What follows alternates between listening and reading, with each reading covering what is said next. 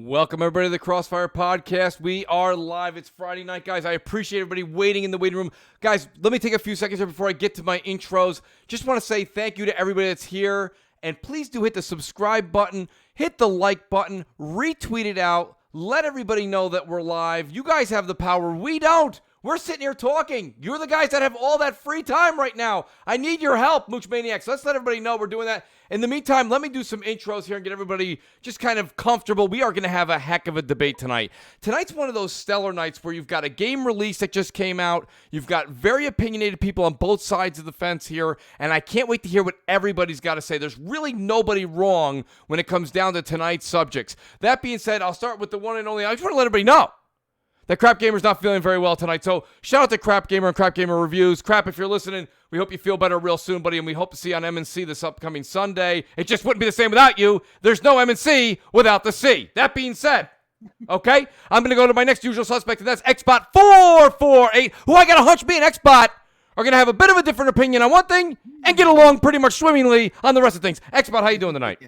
Yo, what is going on, brother? I just want to say, I started playing one of the newest games released, and I thought I was going to be disappointed, but I am having an absolute blast right now.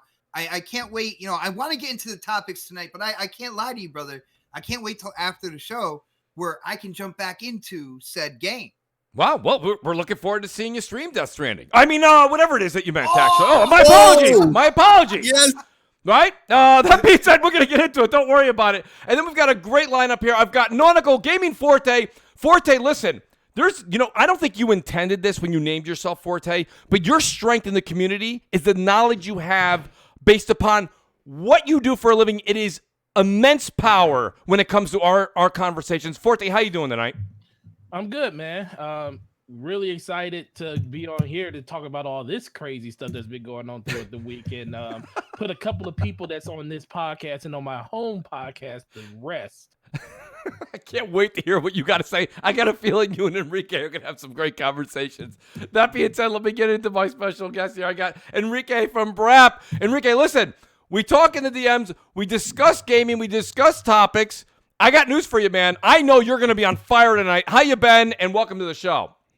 Hey man, I am glad to be back, and I have legally changed my name to Enrique Kojima. I don't blame you. I just hope you're in his will, to be honest with you. That's a Probably great move. not, but I hope so. You can't say I'm lobbying for that. I'm shaking my head at you right now. I'm just like, no, man, don't do that to yourself, brother. Oh, wait, don't even get started yet. Go ahead.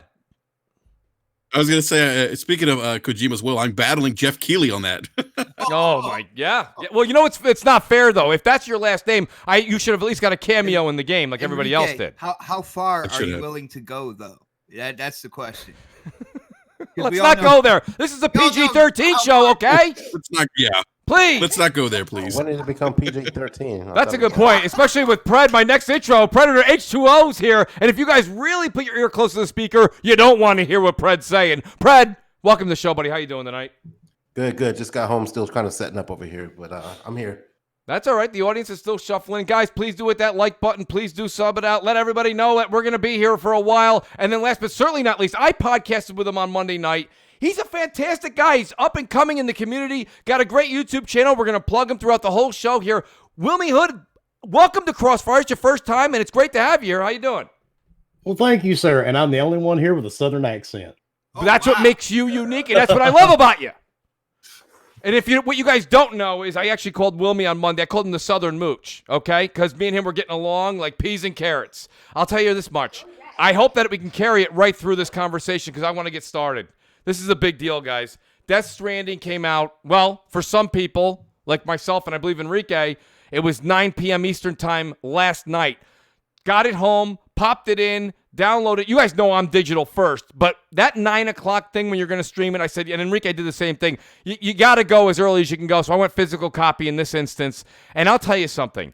I really want to go to the panel first, but I'm just going to give a quick 2 seconds on this. This game is not for everybody. And you're not going to hear Mooch, right? It's not. Well, I mean, right? There's something. There's the obvious. But I mean, my point being is this is a game where I'm not going to sell it to anybody. I'm just not. But at the same time, I am going to tell you that just when you think you've played every kind of game out there, there's a game like this that comes around, and it's unique, it's refreshing, and I remember, myself included, okay? This is what it's called, folks. It's called growing. It's called growing. Myself included, I was really down on a game called No Man's Sky. And I thought that game had no shot. Now, it did launch broken, and it had its issues, and we were promised certain things, and we didn't get it. That's a different instance. So if you guys can fast forward to No Man's Sky Next, that came out, I believe, a little over a year ago, okay? That's the No Man's Sky I'm talking about. That's a game that you would still think you wouldn't like, but it has aspects that are unique to that particular game, that particular genre, and there's something about that that you can say doesn't remind you of any other game. That being said, I want to go to Enrique. Enrique, honestly, me and you've discussed things on and off for the past 24 hours. What's your take on the game from the minute you popped it in? Because it's not the same as all the reviews we saw. This is your own experience. What did you think when you were going into it? And how do you feel now about 24 hours later? All right. So I kept an open mind with this. I'm like, as best I could. I said to myself, two things are going to happen. Either I'm going to love this game or I'm going to hate it. Right? That's all there is. You know what? It's love or hate. Yeah. But it was worth the shot. I said, you know what? This is something different. Let me see what this game is about. I was curious enough to kind of give this game a shot. And so, I picked it up yesterday, popped it in the PlayStation 4 Pro. And I got to say, as soon as the music cued. Wow, that music. And I see Norman Reedus' character. I see his character on the motorcycle. I don't know, man. It just hit me right away. I'm like, this is something different. I haven't had that experience of something new in a long time. And I know it's probably hard for people to understand that if you haven't played the game. Yeah. And like you, Mooch, I'm not going to sell the game to anyone. Like I think if you're interested in the game, I would say try it. If you're on the fence, maybe give it a rental. But I agree with you. I think it's one of those games that's going to be very polarizing. You're either going to love it or you're going to hate it. But I will say this. There is something to be said about the attention to detail and the things that Kojima puts into games that I could see why he has that loyal following. I'm not part of that Kojima cult. I'm not either. Because I haven't liked all the Metal Gear games. I thought Metal Gear Solid. Name to Kojima, man. What are you talking about? I know. I'm really not. I just do that for shits and giggles. But I thought Metal Gear Solid 5 was kind of overrated and not the best in that series. But I gotta say, Mooch, man, when I fired up the game, the music kicked on. Norman Reedus is on his bicycle and his motorcycle, and I'm traversing, and the music's kicking in, and I'm looking at his facial reaction and just the atmosphere. I was immediately sucked into the game, and I haven't had that experience. It felt fresh and new. And when you start seeing the DBs and those handprints, I know we talked about this a little bit before we went live, and I think it was Xbox said, "Oh, well, we've seen those handprints 1,000 times." 3 hours, over 3 hours of handprints, bro. Like, how is that going to surprise you, man? We've seen it, but when you're wearing the cans over your head and you're immersed, you got the lights down. And the music kicks on and the sound changes, the mood changes. You see the facial reaction of Norman Reedus' character. I mean, it's so immersive. And it's something that I haven't experienced in a long time. Enrique, and I'm thinking to myself, how I know exactly what you're talking about, but there's a lot of people that are saying, I don't want nothing to do with this. How do you explain it? I think you're doing a great job. I've done the same thing you've been doing.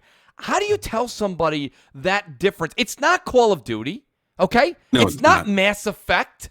It's got nothing to do with those games. This is a game that literally stands on its own merit. It's got its own storytelling. It's got great acting. The music, guys, I understand that nobody goes, you know what? You got to go buy this game. $60, $100, don't matter. That music's great. Right? But right? Does it hold water? None of the things we're saying actually holds water. The only time that would hold water is with Guitar Hero or Rock Band, dude. Well, that's my point. So, like, how is it, Enrique, that you would tell somebody that they're kind of missing out if they've been gaming all the years we've been gaming to try this out and give it a chance? I would say if you want a unique experience and you want a game that doesn't follow the typical or the usual tropes that we often find in big AAA experiences, Yes. then you should try Death Stranding. If you're someone who likes indie games because of the creativity that indie games give, you should try Death Stranding. Okay. It is, to me, and I'm not, look, I am not by any stretch of the imagination very far into this game. But what I remember reading people saying, oh, it's boring for the first, 4 hours. If you guys watch my stream, and I think Forte was joking about earlier, I was like, whoa, I was blown away. And then when you see the BTs for the first time, yes, and you see those menacing figures, I'm like, whoa, like, yo, what is going on? Like, this is crazy. It took me to a place mentally as a gamer that I haven't been in a long time. It was so new. And it made me think, oh my God, what are these figurines that we're seeing? Why are they so big in the sky? Clearly they're symbols of death. Like, how do they get here? And my mind starts rushing, and I'm starting to think, and I went to bed, guys. I'm not lying to you. I was thinking before I even got to sleep, I was processing all this stuff in my mind. I was too. And to me, that to me is what gaming is about. Those unique experiences that we can't get anywhere else, from movies, from music.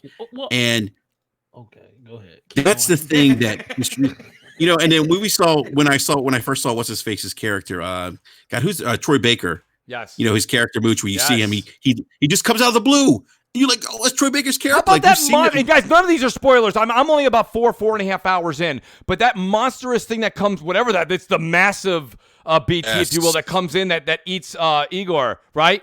I mean, whatever the hell that thing was. I mean, here you are. I don't care if you have a 19-inch screen or a 100-inch screen. I'm sitting there, and I felt like I was getting smaller in my chair, and this thing was growing out of the television set. I'm like, what the hell is this thing? They already showed that. That was like one of the first games. It's different when you're experiencing it. Listen, you know how many times we see Star Wars commercials? It doesn't feel the same like when you're in the theater. Come on, Xbot. Yes, I was going to say, go ahead. Like Xbox, I'm gonna relate this to food like Mooch typically does. Yes. When you see a steak on TV and you go to that restaurant and have the steak, it's a different experience than seeing it on TV. You get the taste, you get the ambience of it, you get everything.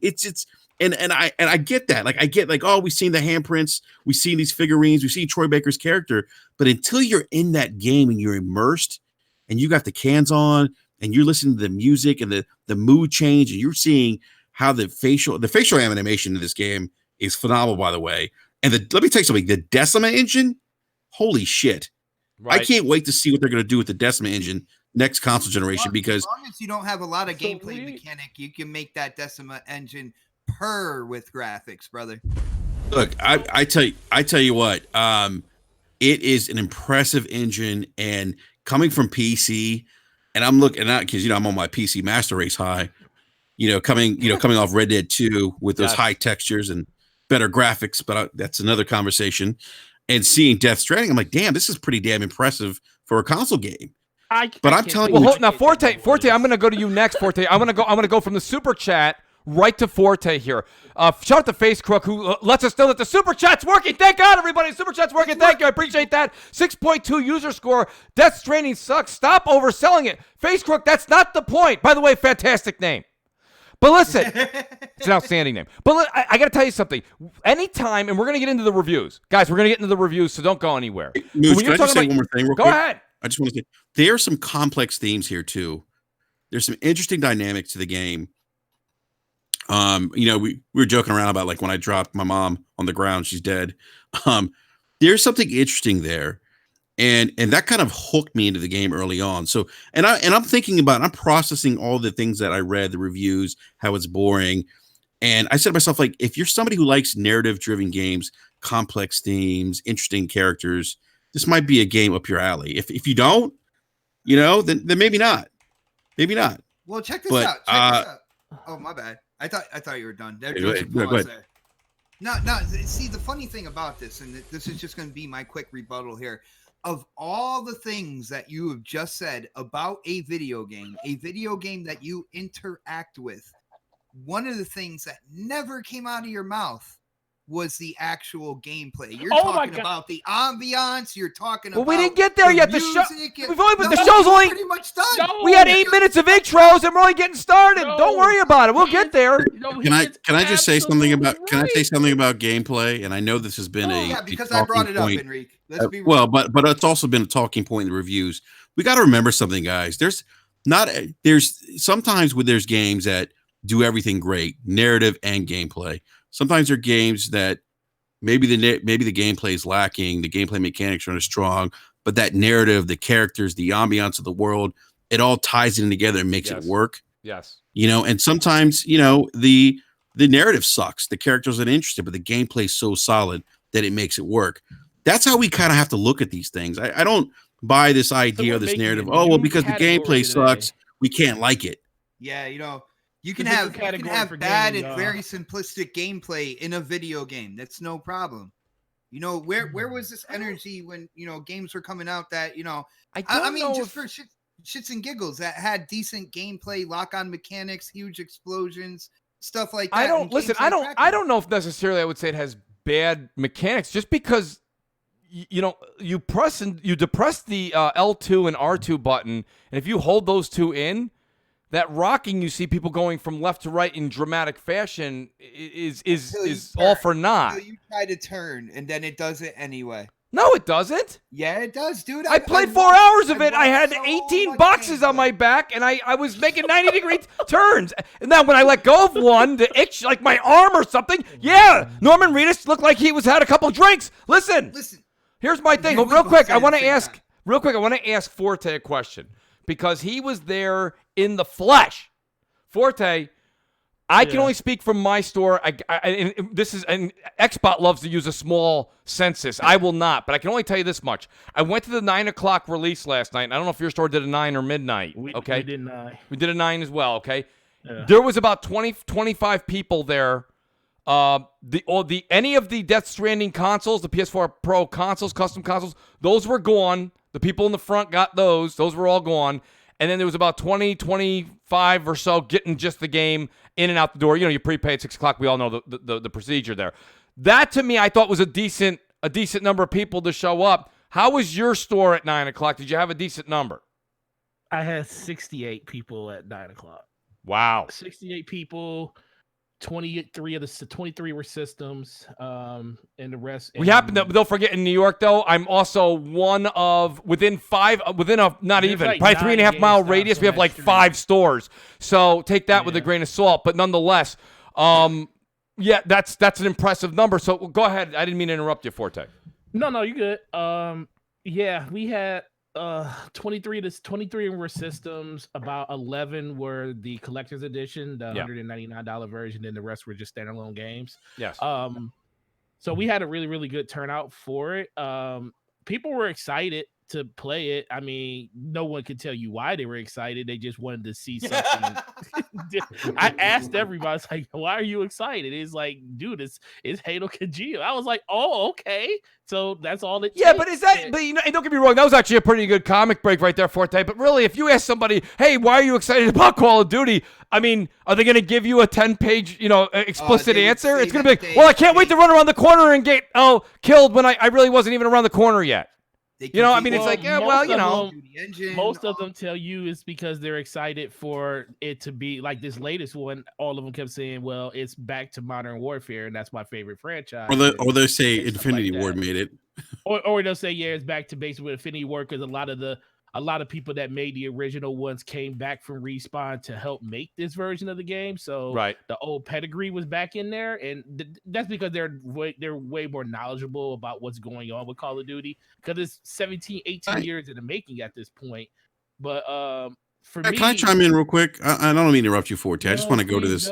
Please go. No, I just want to say something about the Kojima thing. I don't think it's a bad thing that people want to play this game because it's Hideo Kojima. Like, when I hear any film tied to like Martin Scorsese, for example, I want to see that because it's Martin Scorsese, and I know his body of work. That is true. I agree. So I totally agree. And I mean, now let me go. Wilmy, I want to get you involved here, Wilmy, because You know, great instance here. Wilmy literally got home around 4 o'clock, and I said to him, please do me a favor. I said, I don't even care if you're late for the show. Play the game. He had ordered the game. He popped in. He goes, Mooch, I'm playing it right now. Wilmy, I know you don't have a huge sample size, but I'm curious, coming from the outside, okay, and being your first time on CrossFire, Wilmy, what kind of made you want to make the purchase, first of all? And what was the first hour, if you even got the full hour in, of your experience? And before you answer that, Wilmy, you will be invited back on Crossfire if you don't. That is correct. Yeah, this is not a sales pitch. I don't get 5%. Well, I don't get 5%. That he might want. That's right. Honestly, I play a lot of different types of games. I've been gaming 40 years. I got 2.5 hours into the game. I streamed it on Twitch. I love it. I was really kind of skeptical going into the game, but the first hour just grabbed my attention. Dude, it's just like 45 minutes of that cutscene, though. Well, it's just the detail. It's the details. I mean, the physics behind the game. Somebody actually did a lot of work on this game. The physics, the momentum, everything's taken into consideration. Even if you're running in a straight path, if for some reason you let go of the button, he still keeps going. You have to consciously think to pull him back, or he'll go over a ledge or run into something face first. There was a lot of time and effort spent on this game, and it shows. Absolutely. I mean, there's just no other. I mean, there's no way you can argue. So, it. Wilmy, what do you say to people? Because listen, you're in the same community I'm in, and when you say, "Hey, I'm going home on plans," I'm sure there's people that are doing the same thing to me in the chat and on the panel here, right? And saying, "Wilmy, have you lost your mind? Why is it why would you want to work all week and then go home and walk around?" I had a few of those on the Twitch stream, right? And I got a few when I posted the pics of my collector's edition coming in this afternoon. That's right. I mean, it is not every game's for every person, but it's the type of game that interests me. And yeah, you do have to pay attention to everything that's going on in the game, or you probably won't get it. But if you're looking for a shooter or something like that, I mean, this isn't going to be it. This is a certain niche of game, and that has to be what you're looking for. Let me give a shout out real quick. Xbox, if you don't mind, let me just pay the bill real quick. I got Failed Pyromancer. He says, Dark Souls, Bloodborne games always had me thinking about them while I went to sleep. Few games impact you like that. I got to be honest with you. I can't believe that Failed Pyromancer and Enrique said this, because literally I woke up this morning and I'm like, after Crossfire, I'm going right back in. I can't wait. I've been talking about it all day, and it's hard to put it. That's why I said to Enrique, how do you sell this? How do you tell someone? I don't mean sell, guys, because to be honest with you, nobody here is getting 2-3% off this. It's not about that. But how do you actually explain the good times? Wilmy, wouldn't you agree with me that you have to play it? Well, exactly. First off, Wilmy, I had to say something, because you said, not every game is for everybody, and that made me think. If it comes down to it, then like games that I've enjoyed, like, Sea of Thieves, or games I'm looking forward to, like Battletoads. Like, I have been raked. Battletoads. I have been raked across hot coals for saying I like this game, this game, or I'm interested in that game. But you're telling me not every game is for everybody? Exactly. See, I'm not going to hold it against you about the Battletoads thing. It's Battletoads isn't my cup of tea. I played the original. I thought it sucked, but it's just one of those games. I mean, to me, I was skeptical about it at first, although I did pre-order it, and I have no regrets. Just my 2.5 hours into it, and as soon as I hop off here, I'm going straight back to it again. No I doubt. just want somebody to tell me what Mooch, the game is. I got an explanation for you for like what you're feeling right now when it comes to this game. Like, well, what is it? When it comes down to it, it's a very intriguing world to jump into. There's mysterious things, even though I know where they came from and everything like that. I did my research on this game. There's a mysterious aura about it that gets you to think and stuff like that. But at the end of the day, and I'm not saying that I'm only giving my own personal opinion here. Like, first off, I can tell from over the 3 hours of gameplay that I have watched on this game to see if there is a hook in there that would get me, like, gameplay wise and stuff like that. Like, the game's not for me. And I also will say, when it comes down to it, there's a lot of people talking about sales, and I don't see them talking about their experiences with the game, but they're championing the sales of it. and there's people out there who are overly praising the game and they haven't touched it, and the only reason why it's because it's on PlayStation. That's the reason why. Well, see, that's what makes me different. I play on everything and mainly on PC. So yes, PC Master Race. I like this guy. I like him. I don't care what console. I don't play plastic, dude. I play games. Hold on. X. Daniel in the chat, why would I watch 3 hours of any game? Last time I checked, I am a gaming news YouTuber, and I want to get as much information I can to be able to share it with my subscribers and the gaming community. All right. I don't have a PS4, but I know people are going to want to, get information about this game. And Xbox, listen, Xbox, don't give me, you're one of my favorite people in the community because honestly, you really can take any game and you can amp me into playing it. But the one thing I got to say, and it's the one thing that, and I forget every week until you say it, it's like I go to Total Recall and I completely get it, removed from my memory. Okay? The fact that you don't have a PS4 is absolutely mind-blowing to me. Because dude, you said it yourself. You're like, well, wait, guys, you're telling me if I like to play Sea of Thieves and Battletoads and chess, okay, if I like to play those kind of games, right? Why wouldn't you want to experience all the games that you could possibly play? I will tell you right now, like when it comes down to it, I miss my God of War 3 remastered. That is a game. Yes, it's a single player game. It's a game that I beat it like 3 times while I had the PS4, and I have no problem going back and playing that game again. It was so high paced. What happened is, and of course, a lot of people disagree with me because it was such a popular game and stuff, but I am a Spider-Man comic book fan. And from me coming from a Spider-Man comic book fan, I was so disappointed in the Spider-Man video game that I got pissed off and said, fuck it, I don't need the system anymore. And I sold it. But there are games that I do miss. I miss Disc Jam that I used to play with those snaps. I miss God of War 3 remastered. I wish I wish I had beaten Ratchet and Clank because I was really getting into that game as well. But when it comes down to it, like the reason why is I got incredibly pissed off at Spider-Man, and I was like, yo, I don't need this anymore. Okay, well let me ask this question real quick to Forte. Forte, I want to ask you, what's the deal with the reviews? You've got I said this the other night on Boom's show. I'll say it again here. Okay, I said when people bring up the hundreds and the 95s, 97s, I throw them out. When people bring up the 35s and the 40s, I throw them out. A 35 and a 40 means when you pop the game in, it doesn't work. 100 means when you pop the game in, it's got the winning lotto numbers for next week. Okay, and right. So neither this game has neither of those. So I like a nice meat and potatoes in the middle. Right. My point being here is that I don't like the gristle. Right. A little, yeah. Leave the gristle off, will you, Reek? Please. That's great. I gotta be honest with you though. I think this game sits right where it, and I'm not done yet, but 84, 83, 85, wherever that magic 8 ball finishes spinning, okay? This is where I think it kind of belongs. So I don't think this is it got an 83 because it's Kojima, or it got those hundreds because it's Kojima. It doesn't matter. There's always going to be extremes on either end, right? When Gears 5 came out, there was hundreds, okay? And there was 40s, 50s, and 60s. So my point being is that I looked at the ones that were between like that 65 to 92, 93. The people that are really putting in the hard work in these reviews, not the ones that are like, it's not fun, but I loved it and it was boring, but I liked it better than when I had a sprinkler when I was a kid and I ran through it. Stop it. Just stop it. Okay, it's nonsense. That's a bunch of crap. That's what people are running with, is the ridiculousness on both ends of the teeter-totter. Forte, do you think this thing is sitting at the proper Metascore? Can we finally ignore the bookends and start looking at the middle?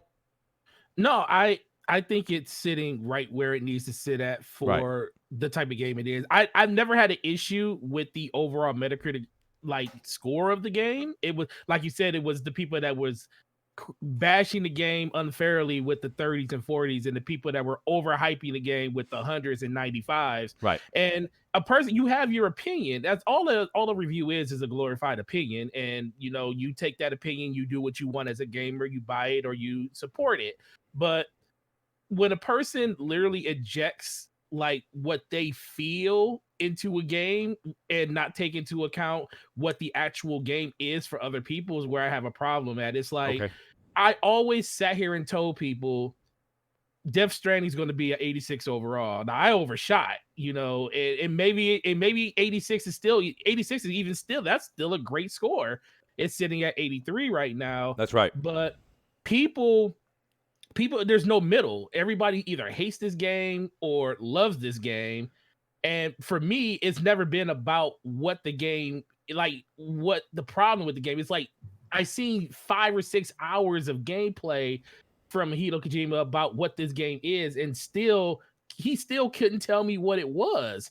And reviewers basically just said the same thing in reviews, but they just skewed the score all over the place. Right. Some saying it's not fun, some saying it's not enjoyable, others saying that it's a masterpiece that needs to be played, but it's not a type of game that, you know, I would want to play again. You know, it reminds me of the reviews for Avengers Infinity War. People going to the movie theater saying it's a great movie, but I never want to see anything like that again because it's depressing. Right. And great example, Forte. Great example. And that's what this is. This is what it tells me. It's like, I don't have a problem. I want to play Death Stranding. I'm getting the collector's edition. I just don't have it yet. I want to play it. I want to enjoy it because I like trying new things. But nobody's been able to tell me what the game is. No, not even the developer, the creator of the franchise can't even tell me what the game is at this point.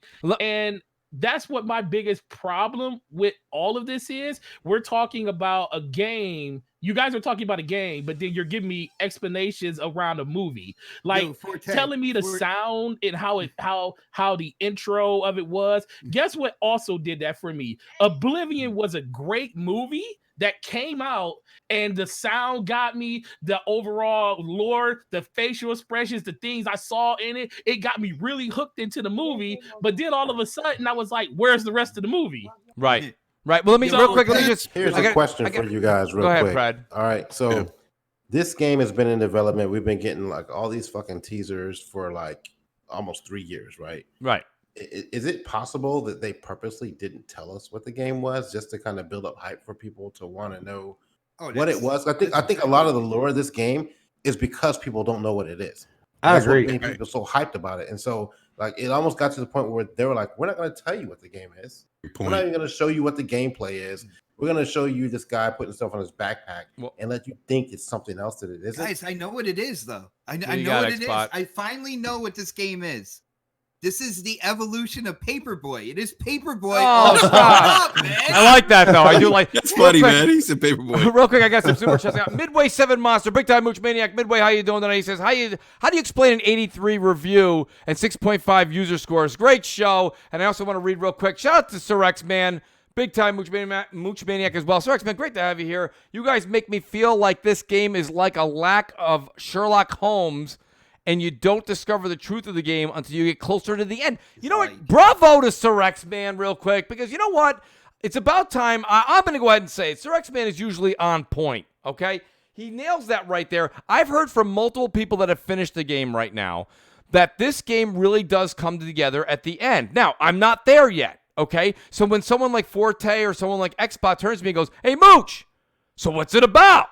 Well, I can only tell you what the first 4 hours is about, 5 hours is about. And the trailers, yes, there are 3 hours worth of trailers out there, but good luck finding out what it's about from that. It's 3 hours of gameplay. Xbot, $600 million was made in the first 3 days of Call of Duty. You know what it is? Call of Duty! Okay, so my point, it was following Captain Stu Nuts around for 5 hours, but people couldn't wait to throw $60 at people. Here's my point, okay? It wasn't for Captain Stu Nuts in the campaign, though, that the majority of those people bought that game. I got news for you. This very same time last year, Black Ops 4 was still the #1 selling, and it was the 2018 best-selling game of the year, as this one would be 2019. It's apples to apples. My point is this, okay? I want to go to Wilmy. Wilmy, after the initial reviews have subsided, when all of this goes by the way of the dodo bird, okay, and we're done talking about the 83s, how will Death Stranding be remembered a year and a half from now? Will it be remembered the same way that we're talking about, like, Metal Gear Solid and that franchise?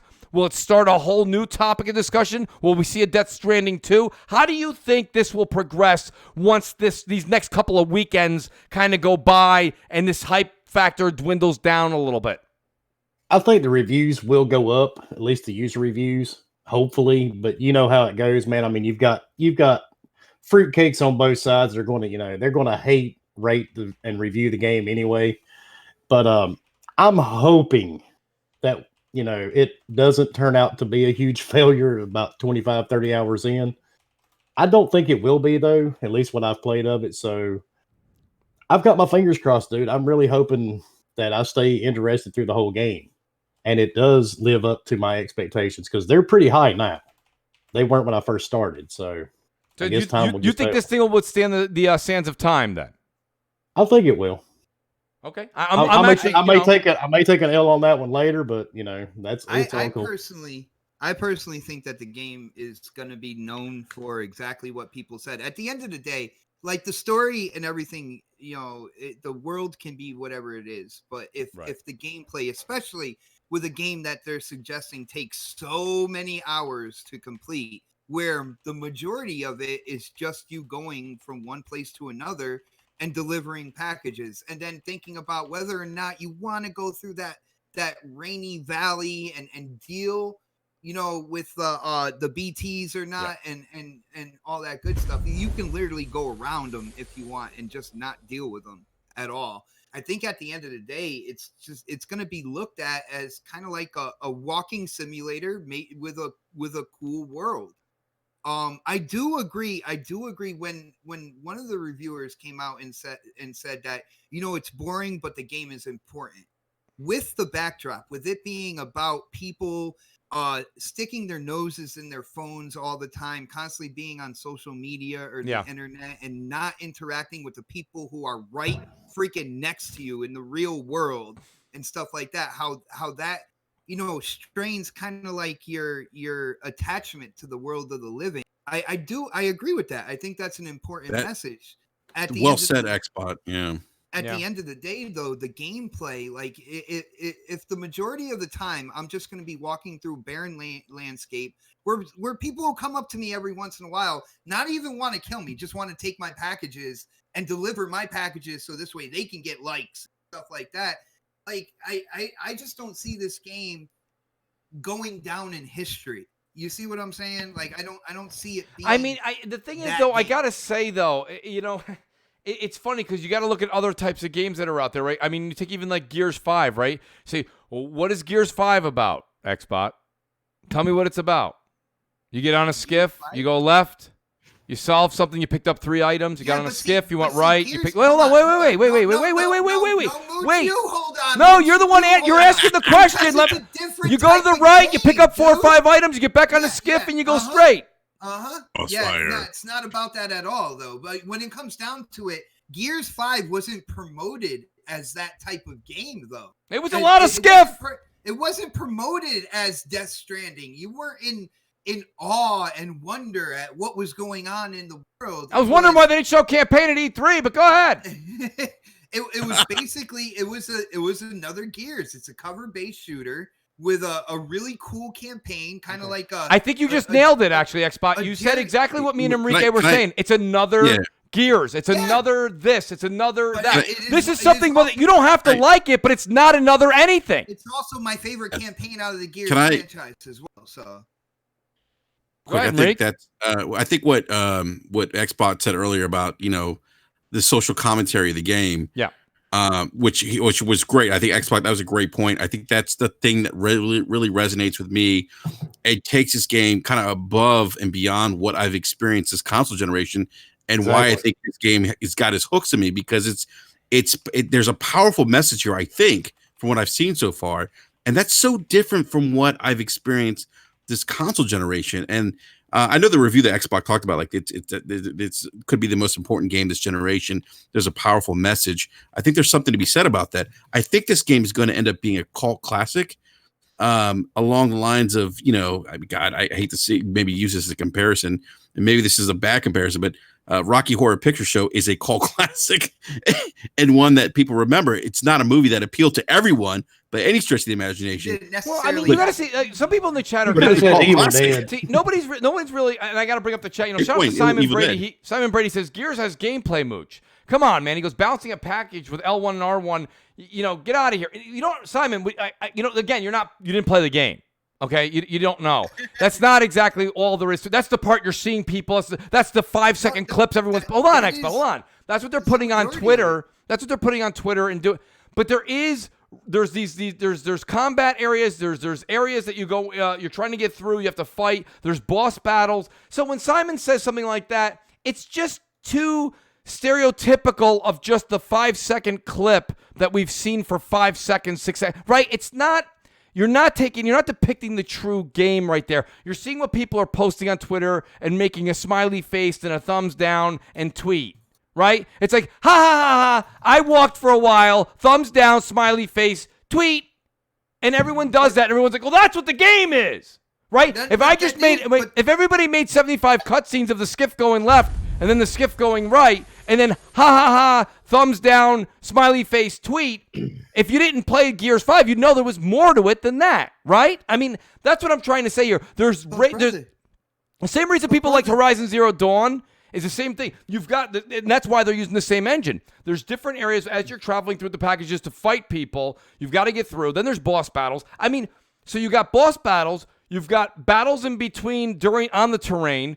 You've got packages. You've got the RPG element where you have to kind of beef up your suit to be able to carry more items. Then there's the designation of how you carry them, so that way you don't actually get lopsided, right?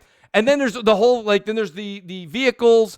And then there's the story, and there's the amazing cutscenes, and then there's the acting, and then there's the music. So listen, you don't have to like it, but everyone's shitting on it, and it's not nearly as bad as the 5-second clips on Twitter I'm seeing. Well, brother, I'm gonna play devil's advocate real quick on what you just said, because at the end of the day, what they call the core gameplay mechanic is what people are showing. And when it comes down to it, when you're talking about boss battles and everything like that, you can actually get around all of that. Like you could miss a boss. You can miss a boss battle and not do it at all. All right. And still make it through to the end. Like stuff like that. Like at the end of the day, the core gameplay mechanic is the setting up your route, setting up your packages, and traversing through a mostly barren wasteland. That is the core gameplay mechanic of what you're talking about right now. So that, with that being said, they do kind of have a right to say that, because that is the thing that you are going to do way more often than anything else. Right. That's fine. But I mean, look at what people were saying with some of the Star Wars games that came out, right? What was it? Star Wars Battlefront 2 had a couple of the levels were flight simulator, right? You were actually in an X-Wing or something like that. And people were like, well, that's great. Well, that was like 20 minutes, right? But people were like, that's the best part. But you're talking about 20 minutes. So when it's Battlefront and Star Wars, we can talk about those 20 minutes, right? But then when it's a large, maybe 40% of this game or 30% of this game, which are the boss battles and the fights in between, that we can't talk about, because the other 60% is, the walking sim part. So again, and there's people in the chat that are going, triggered. It's not triggered, guys. It's a difference of opinion. And what happens is there's people on the 100 side and there's people on the 35 side. What I'm saying is take the hundreds, which I agree with some of the 35 stuff. I mean, I'm not really I'm not going to do 75 hours of walking around. Hold on. You know me with reviews anyway. I can give two craps about the number that somebody puts next to the game. I thought it was awkward when they were saying, it's boring or it's sloggy and stuff like that. And giving it an incredibly high score. And Mooch, just real quick, I do want to correct. Going from halfway through the game into the second half, shout out to Daniel out there in the chat, said you cannot skip the bosses then. So going halfway through, going to the end of the game, I guess you cannot skip the bosses. And I'm down to correct myself if I need to, yeah. Kilo 514 says, Mooch, question for you. Why are you willing to finish Death Stranding but not Witcher 3? Death Stranding is going to take me 35 hours. Witcher 3 is going to take me finding a genie lamp and asking for a duplicate life. That's my main answer for that one. Did you finish Gears 5? I'm still on Act 5. I'm waiting for you. I need my team. I need Forte and I need Enrique. No, shout out real quick to Justin Russell. He says 23.95 to 100 plus. Only 2 under 60 Metascore for critics. The overall Metascore is still too high. What do you guys think? And then shout out to Blades, Delirium Blades, a.k.a. Brian Baker. He says, as I said before, Death Stranding is basically Mud Runners starring Norman Reedus. But let me tell you something. No one can do lack of talking the way Norman Reedus does. God bless Daryl from Walking Dead. Yes, that is a great show. Right? For the super chat, my bad, but for the super chat right before Brian Baker's talking about the Metacritic, yeah, guys, I really think it's time, and I know people on the panel will disagree. All right, but it's really time to put down the whole Metacritic axe swinging type thing. Talking about numbers here or numbers there. At the end of the day, especially with a game like Death Stranding, which I've stated time and time again, there is over 3 hours of gameplay out there. Isn't that way better for you personally as a gamer to check out the gameplay as they're playing and see if you actually want to have that controller in your hand and control that character? To me, that means way more than any type of stranger who thinks that they are they're professional gaming journalists putting a number next to a game on how good or bad it is. At the end of the day, there is enough gameplay out there with this game that you can dive into it, even if you take like 15, 20 minutes or so. And if by that time you're like, man, I got to have the controller, they're going left and I said they should go right. They should go that way. What's over that mountain or something like that? If you start getting into it like that, stop what you're doing, pause YouTube, go out and buy the game because obviously it's for you. Right. Well, shout out to Carl. The opposite way as well. Carlos Crespin makes a point. This is more to Xbox than anything. He says, wouldn't be surprised if Death Stranding has a bigger impact than Gears 5. Shallow pop and shoot gameplay is severely fatigued. I mean, and that's what, listen, you don't have to agree with Carlos, and I'm not saying I necessarily agree with Carlos on that. But what I'm saying is that when you say these types of things you don't find interesting, I'll say to you, you know what? Okay, I'll ride with you there. That's why people don't understand it. By the way, if anyone doesn't understand, take a look at the middle of your screen, guys. It's called CrossFire, okay? It's not called Kumbaya. So there's a reason we're having, right? There's a reason we're having a discussion here, folks. Kumbaya fire. Right? Wilmy, what do you think? I mean, you're seeing the chat. You're hearing the panel here. Are you kind of, which way do you, how do you combat some of these back and forth with this game is overhyped? I don't really pay much mind, dude. I play what I want. I really don't give two shits what anybody thinks about Wilmy. it. And plus one thing everybody's forgetting. This is one of the first fucking games this gen that didn't crash when you launched it. Ooh, that's a good point. Yeah. That's a great point, Wilmy. How many games have we gotten this year like that just crash or, you can't even play them the day of release? Behind a paywall. So, that too. I get the hate. Some people don't like it, but most of the people that are hating on it haven't played it. Right. And that's the thing. That's exactly it. Let me tell you something. Something I learned ages ago, okay, on YouTube. Don't knock it till you try it. Right? The comment earlier about this having more of an impact than Gears of War. Okay, and I'll get a lot of hate for this, but it doesn't really matter. I'm one of the biggest gear fans on the planet. I've got all the collectibles. I've got Lancers. Gears 5, I spent over $1,500 for the console, everything. Damn, brother. But this game is entirely different than Gears. Thank you. This game will be copied. People will take the ideas from Death Stranding. Well, look at the movie Saw. Yeah, people I didn't like that movie either, man. Saw was popular. How many copycats did you see of Saw in the movie world? Millions of them. Right. Yeah, that's a good point. This is going to be the same thing with this game. Next year, at this time on PlayStation 5, Xbox, Scarlet, you're going to see copies of this game under different names. And that's exactly what's going to happen with it. People are going to copy Kojima's ideas and put it into new games. I hope everybody in the chat just heard what Wilmy said, because this is what happens, okay? And we had a lot of people way back many years ago that were on the show. They were saying things very similar, that when you have a great idea, look at PUBG.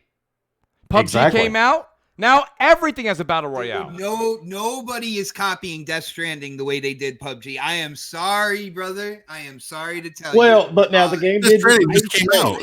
I think at the most you can get a cult following when it comes to this. Death Stranding just came out. Yeah, I know, and we already know at its core what it is. Now, the only thing you don't know is the conclusion of the story within the game, but we know what the game is.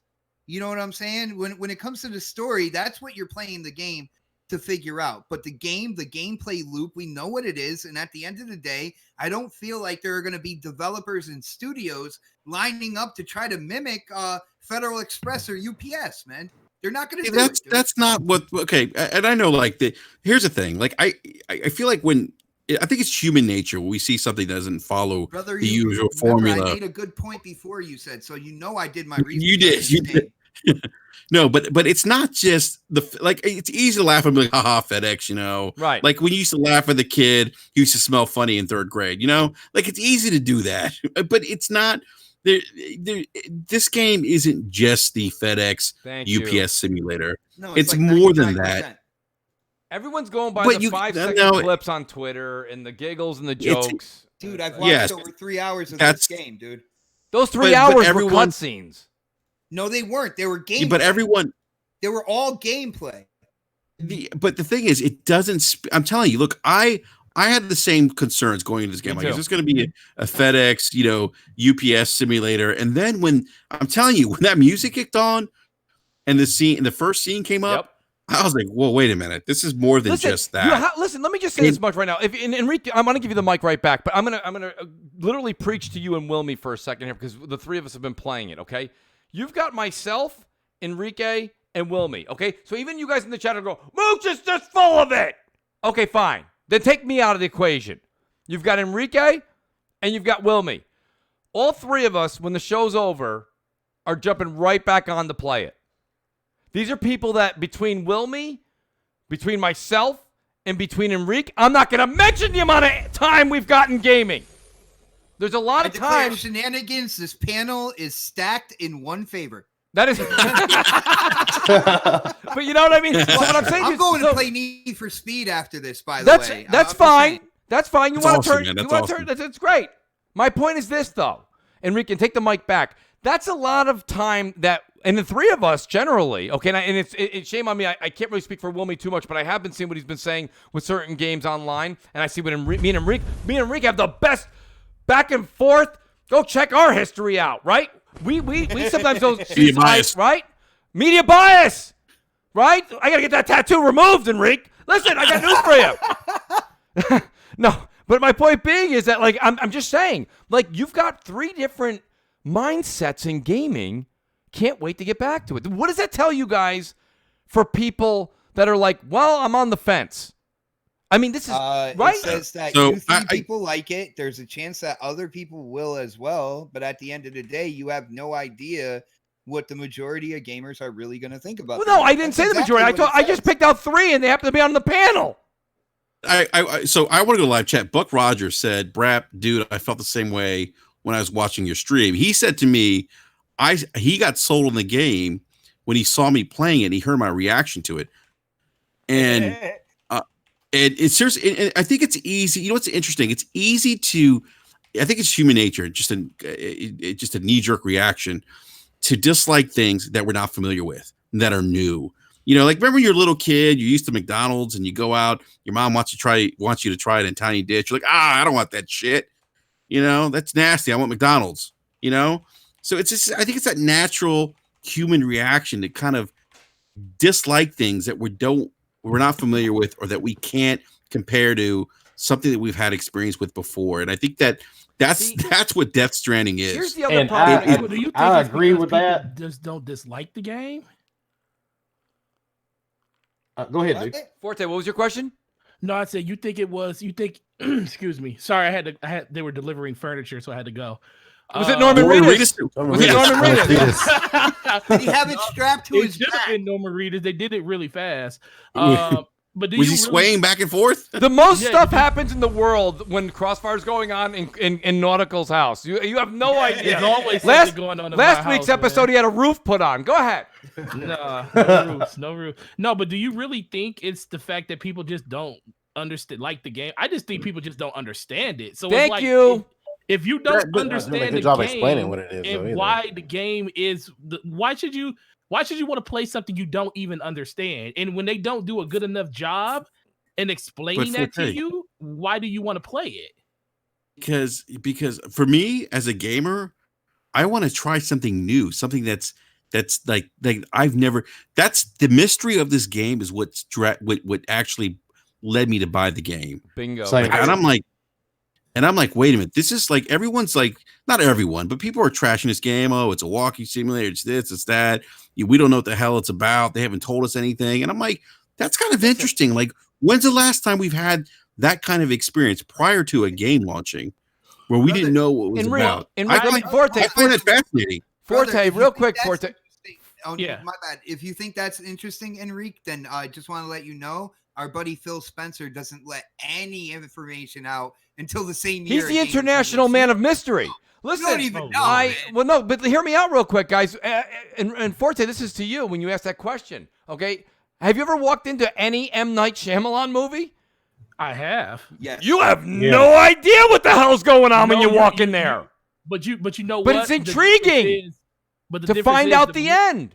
No, but the difference is I read the book and I kind of understand where. Well, I didn't. Well, and half the time I walked out like, what the hell was that? The source material. Right. But the thing is, though, let me just real quick. I got a lot of super chats here. Sir X Man, thank you very much. Says Elder Scrolls, before you get a horse, lots of walking. A lot of people said that last night on my stream. I've also got real quick here.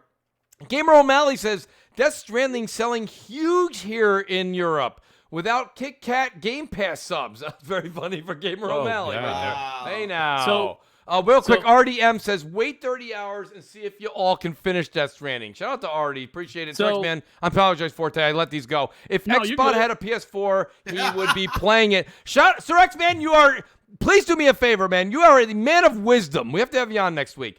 Go ahead. I'd be playing my God of War 3 remastered, brother. Go ahead, Forte. I cut you off.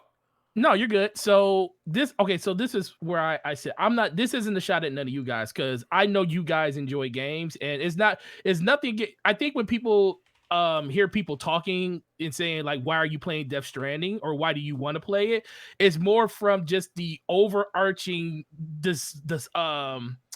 divisiveness this game has had just in reviewers and stuff. It's like even reviewers can't come to terms on why they want to play the game, and then you're getting mixed messages from the top to the bottom. Right. Everybody's saying the same exact thing, but the scores are so widely dispersed, it makes absolute no sense. So I can understand like being intrigued by something, because that's what, life is. You're always intrigued by the next thing you can do. You're always striving to do something better than the next person or better than you did the day before. Right. That's why I always talk about all those things on Twitter and stuff.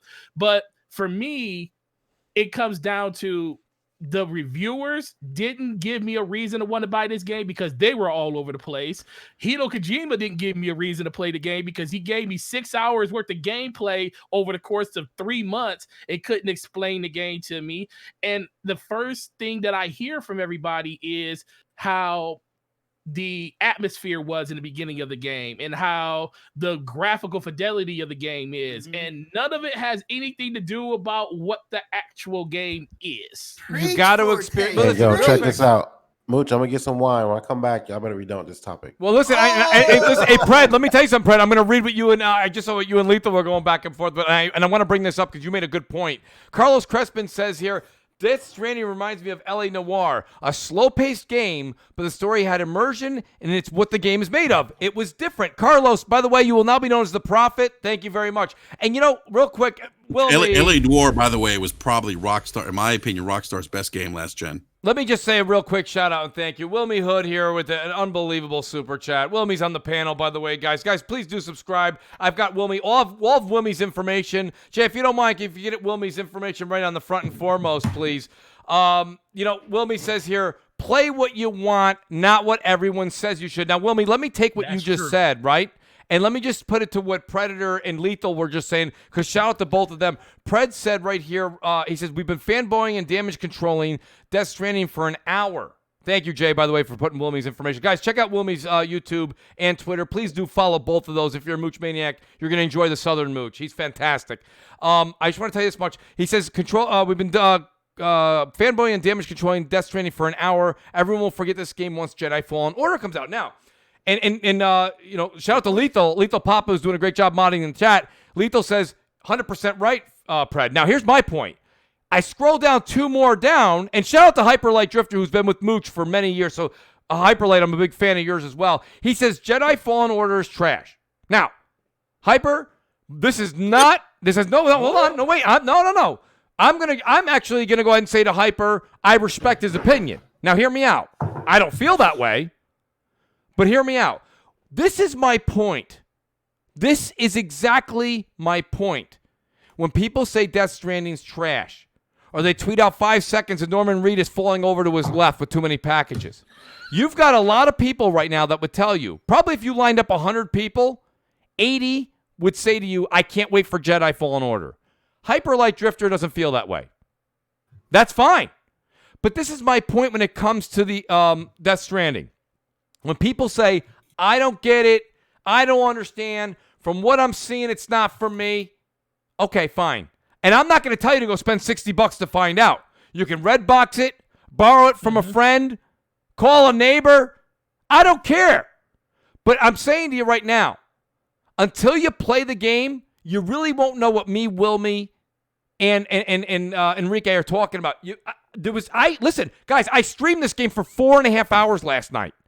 You don't think it crossed my mind before I hit go live? How the hell am I going to entertain people for 4 hours walking around? Well, you could do that. But it did. It was absolutely amazing. But you could do that just because of your personality, and you can make anything streaming wise. Well, I appreciate that, Forte. Thank you. It's harder to entertain a bunch of people watching your stream when you're playing a game that you're into. Like I'm automatically thinking when I stream Need for Speed after the show tonight, like I'm gonna have to consciously like say look at the chat because I'm gonna get so like caught up in the police chases and stuff like that, and I don't want to ignore the people watching. Well, driving is different than walking. Okay, that's in real life too, Xbox. But that's what I'm saying. Like if it's a slower paced and you don't get a ticket for walking and being on your phone, but you do for driving and being on your phone. It's a different world. Look, it just really just comes down to this, and this is my only sticking point, because like you said, you are absolutely right. You should not judge a game until you play the game, and you really can't discount what other people feel when they play something until you actually do it yourself. I 100% agree with that. My only thing is, can you tell me why you like this game? What the game part of it? I get the whole atmosphere because that is something that Hideo Kojima has always done in his games. You know, it's part of the game experience. He's a master at making video games into movies. In this game, and the funny thing is, this game so far has more game in it than any of the Metal Gears actually have in it, but it seems to be more theatrical than anything. Well, real quick, let me just say this. Shout out to Worry Ward. I asked Worry to be on the show tonight. He tweeted out that I believe he got the collector's edition of Death Stranding. And he says great comment. Yeah. He says interactive medium of games can't be experienced through a passive medium like watching someone else.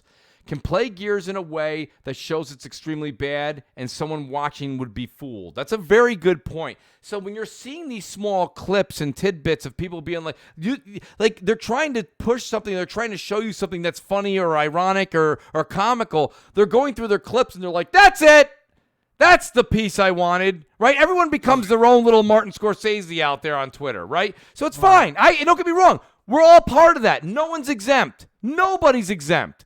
But I'm saying you really do have to try this game out to understand that. And Wilmy, is that kind of what you've been saying? And I want to say thank you again publicly for that amazing super chat. But do you see what Worry's saying? This is a game you've got to try, because until you pop that game in, and shame on Mooch, I actually pulled Wilmy away from it to do the show. Wilmy, you know what I'm saying?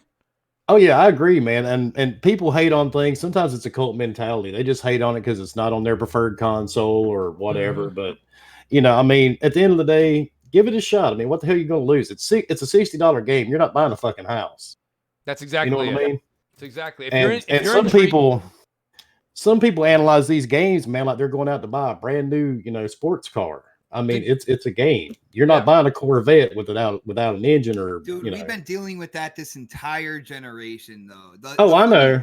The funny thing is, the people who are, first off, if you're defending like your right and your urge to play this game, then there's something wrong with you right there. Because at the end of the day, you're the one putting over the money. You're the one putting over your time to play it. So I hope you're having fun.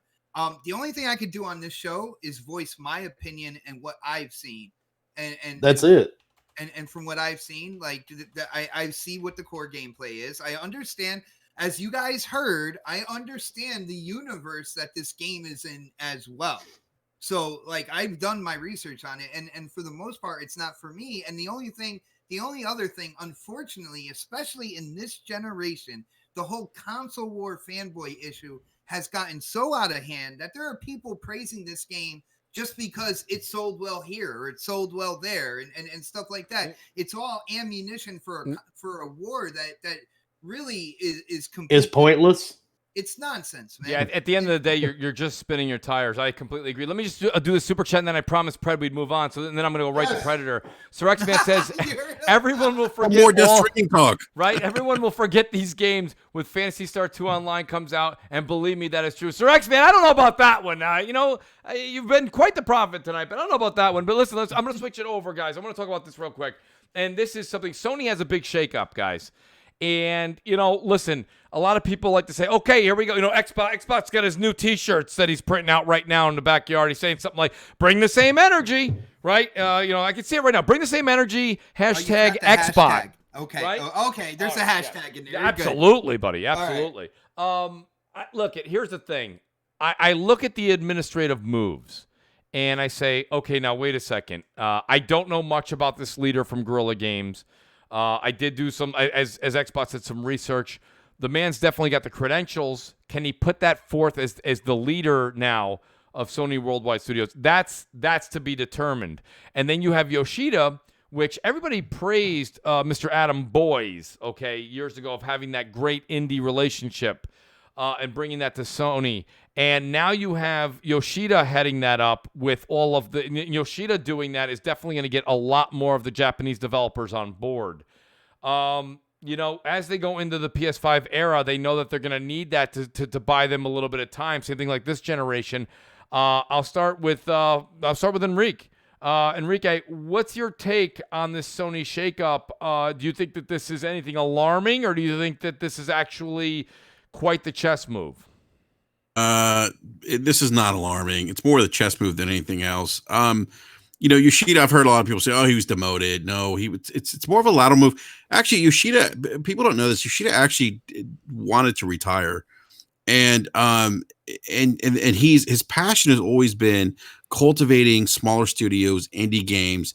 That's been his passion for a long time. A lot of people don't know that about him, and he's actually said that's kind of like what gets like his blood boiling.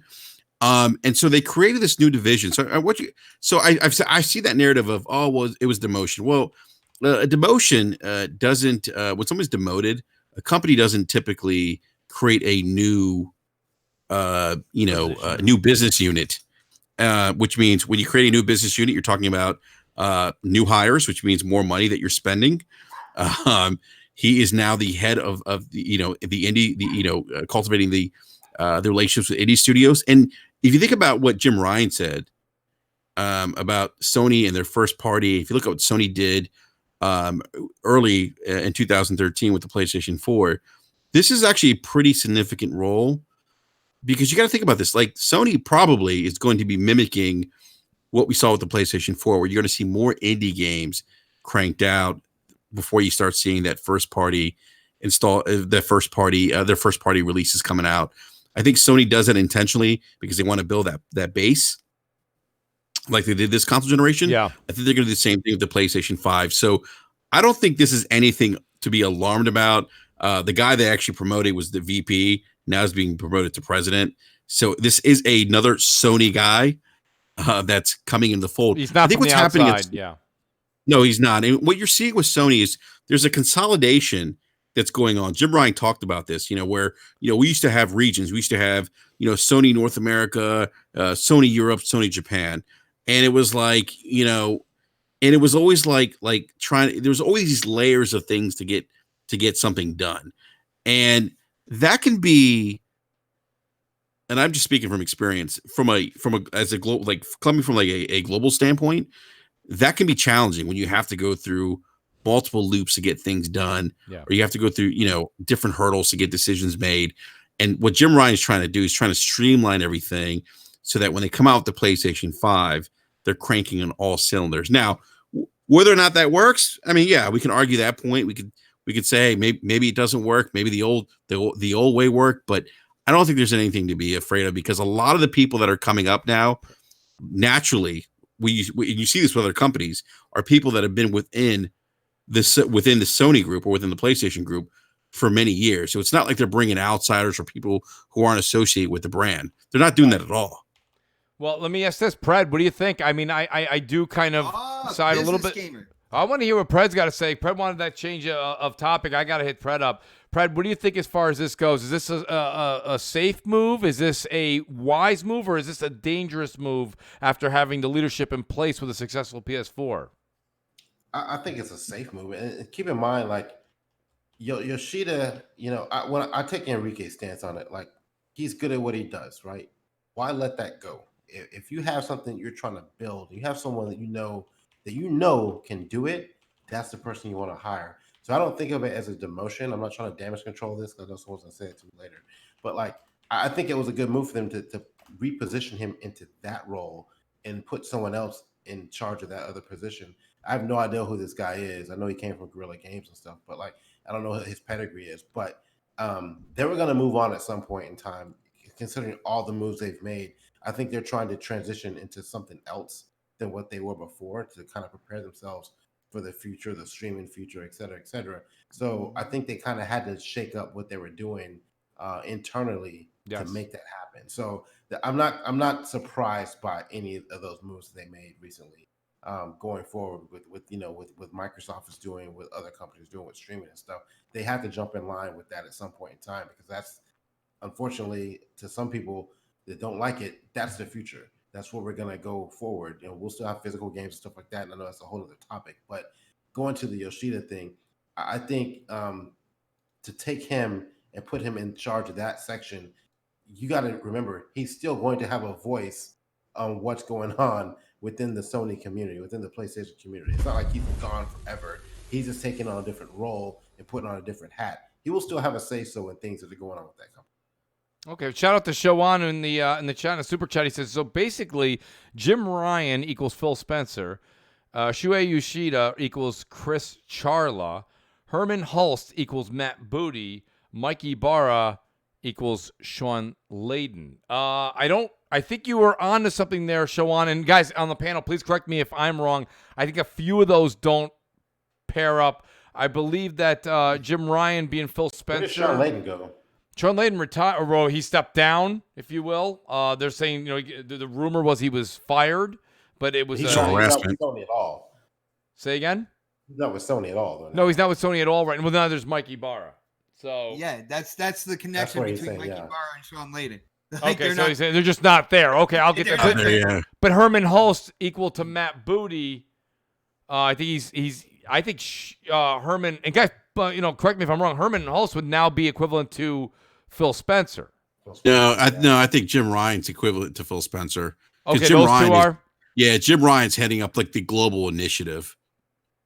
That's true. That is true. And Phil's the head at the Xbox table for Microsoft. Yeah. So Jim's the head at the table right now for Sony. And the rumors are again that Sean didn't want the consolidation of powers, if you will. Jim did, and he went out. So yeah. But that's the rumor. I said this a few weeks back. I'll say it again, guys, and please tell me if I'm wrong. I have no problem. This is just my interpretation upon what I read. But when a lot of people were kind of giggling and snickering when Jim Ryan took over, I was like, well, I'll tell you, I bet you people at Microsoft were like, oh, shit. Yeah, because Jim's cutthroat, guys. You know, Jim Ryan reminds me a lot of, you know, the Xbox 360 era staff. What a great staff, Robbie right? Bach. They just didn't. They took no names. They just went out there and did what they had to do to win.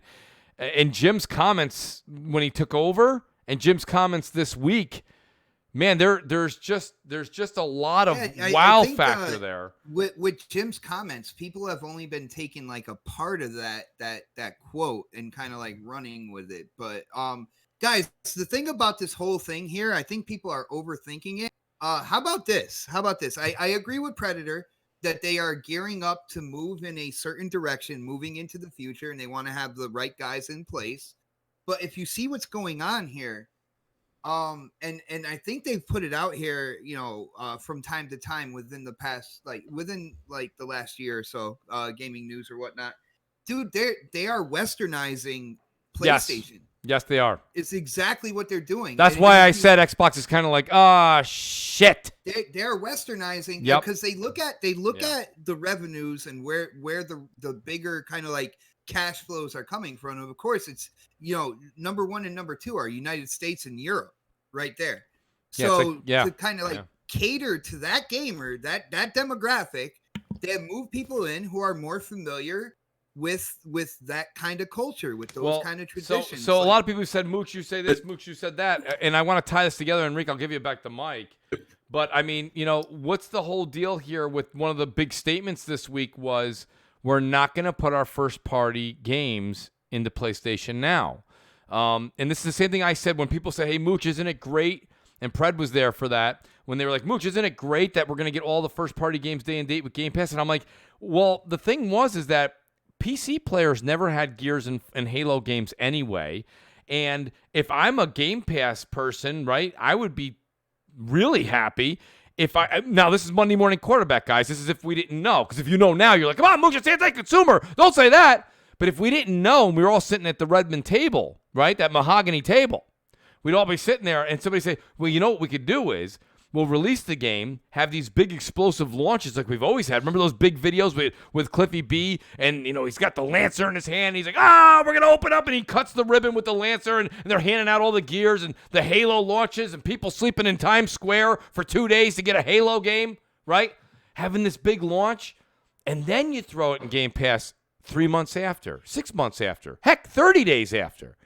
So Jim Ryan says, listen, right now our first-party games are explosive. They're doing so well.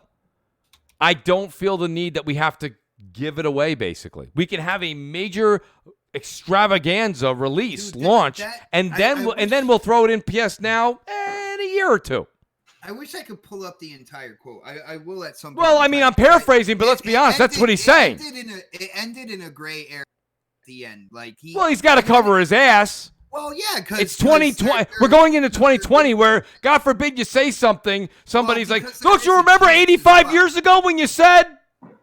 It's like, come on, man. Listen, we all change. Listen, we all change. Listen, we all change day to day. We got to stop with that nonsense. Okay? Everybody that's in your family or your best friends in your life, you wouldn't be family or best friends with any of them if they're like, you remember when you said? You wouldn't even have it. You'd have nobody. You'd be living in a shelter all by yourself. So my point is like, right? It's like, it's ridiculous. We got to stop. You'd be like Norman Reedus in Death Stranding. You'd be like, yeah, exactly. You'd be delivering packages in the apocalypse. It's insanity. Watch out for ghosties, by the way, if you do that. But, you know, I will say this, though. It did, like, Xbox actually brings a good point about him being in the gray. I took the gray area that I think Xbox is referred to as, I get the sense that Sony, like, they know they have a powerful brand. Yeah. They know they have powerful first party. And I got the sense that he's like, hey, you know what, guys? There's still demand for physical hardware. Streaming still kind of in its infancy. We're toying around with it. We're the market leader. If we have to, we can pivot. And if we pivot, we could do it without a problem because we got something that the rest of the people don't have. That is we have Sony. We have brand. And I want to and actually what Matt Piscatella said about subscription services in mature markets, I don't know if you guys saw that tweet, was kind of telling to me, because it seems like the opportunity or the markets that this could really take off are those underdeveloped markets. I think Matt kind of alluded to that. And then Jim Ryan in that same interview talked about how they're still developing smaller markets like in Eastern Europe, right? And so I get the sense like if they have to, they can pivot on a dime, and they can do it with force because they have such a strong global brand, right? And they have they have a strong like Nintendo. They have strong first party games that for them it'd be it wouldn't be even a big deal for them to pivot. And I thought that was kind of like, I think it was him kind of just bragging a little bit, kind of puffing out his chest.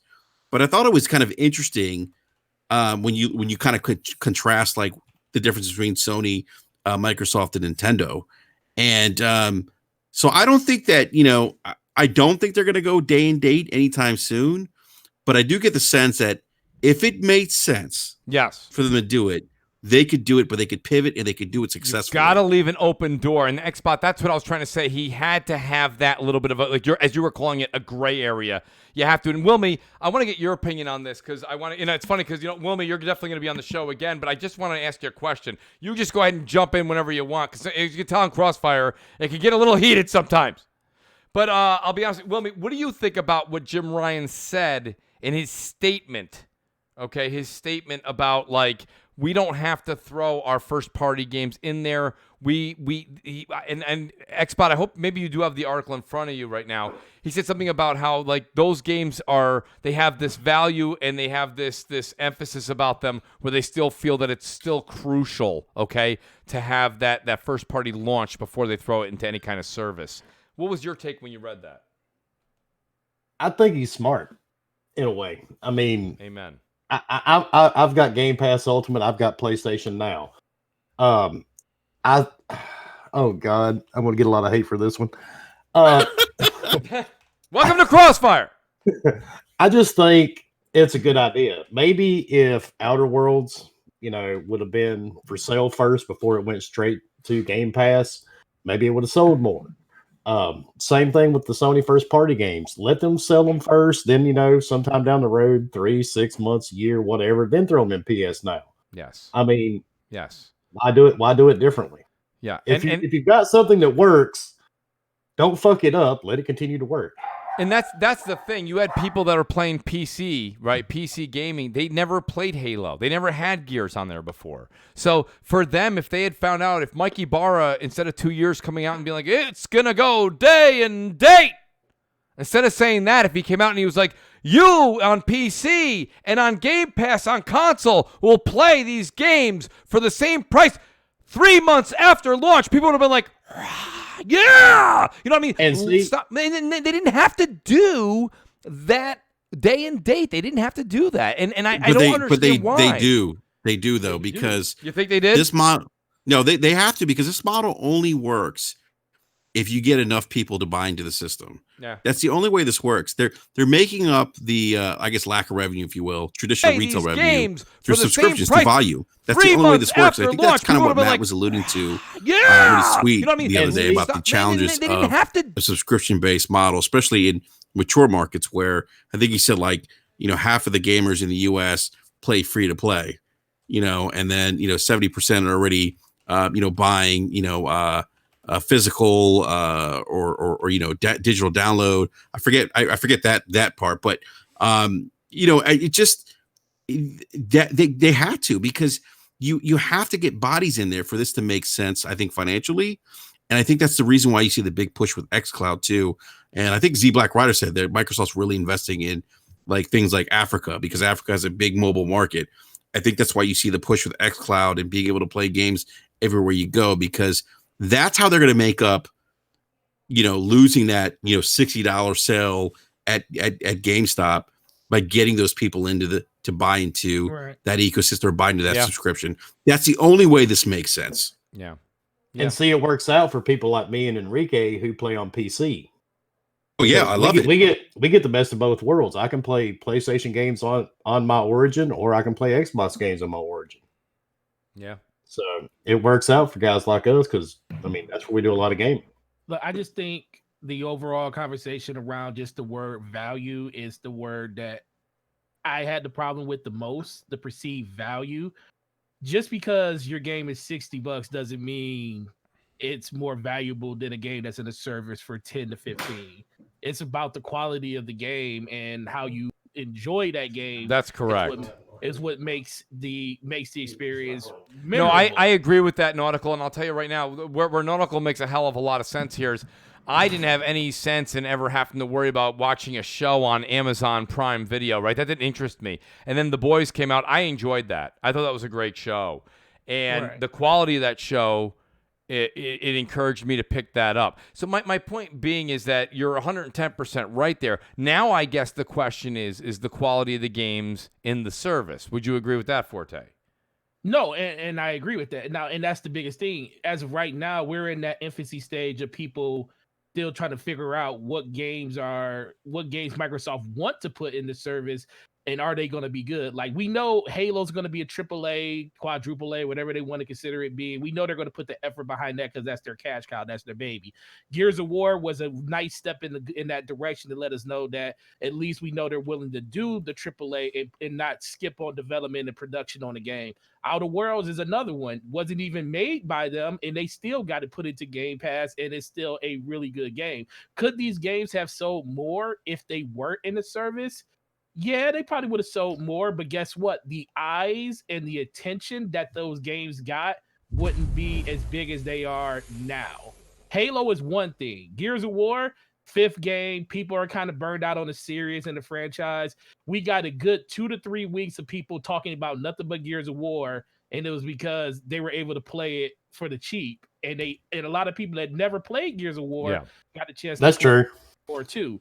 And that's the one thing that when I looked at his quotes, he was saying, I feel like you said, our brand is too strong. Our games are powerful. Why do we don't have to put them in the subscription service? You're right. You don't have to put them. Forte, I want to say something, and I'm gonna go ahead and kind of just pat you on the back here and agree with you. But it's funny. One of the things that you guys don't understand, where Forte works, he gets a really good ear of the people and the industry. And Forte, last night when I was standing there in line, it was awesome, man. The guy in front of me, total Xbox. Here we are for Death Stranding. He was picking up Death Stranding. He actually was picking up the console.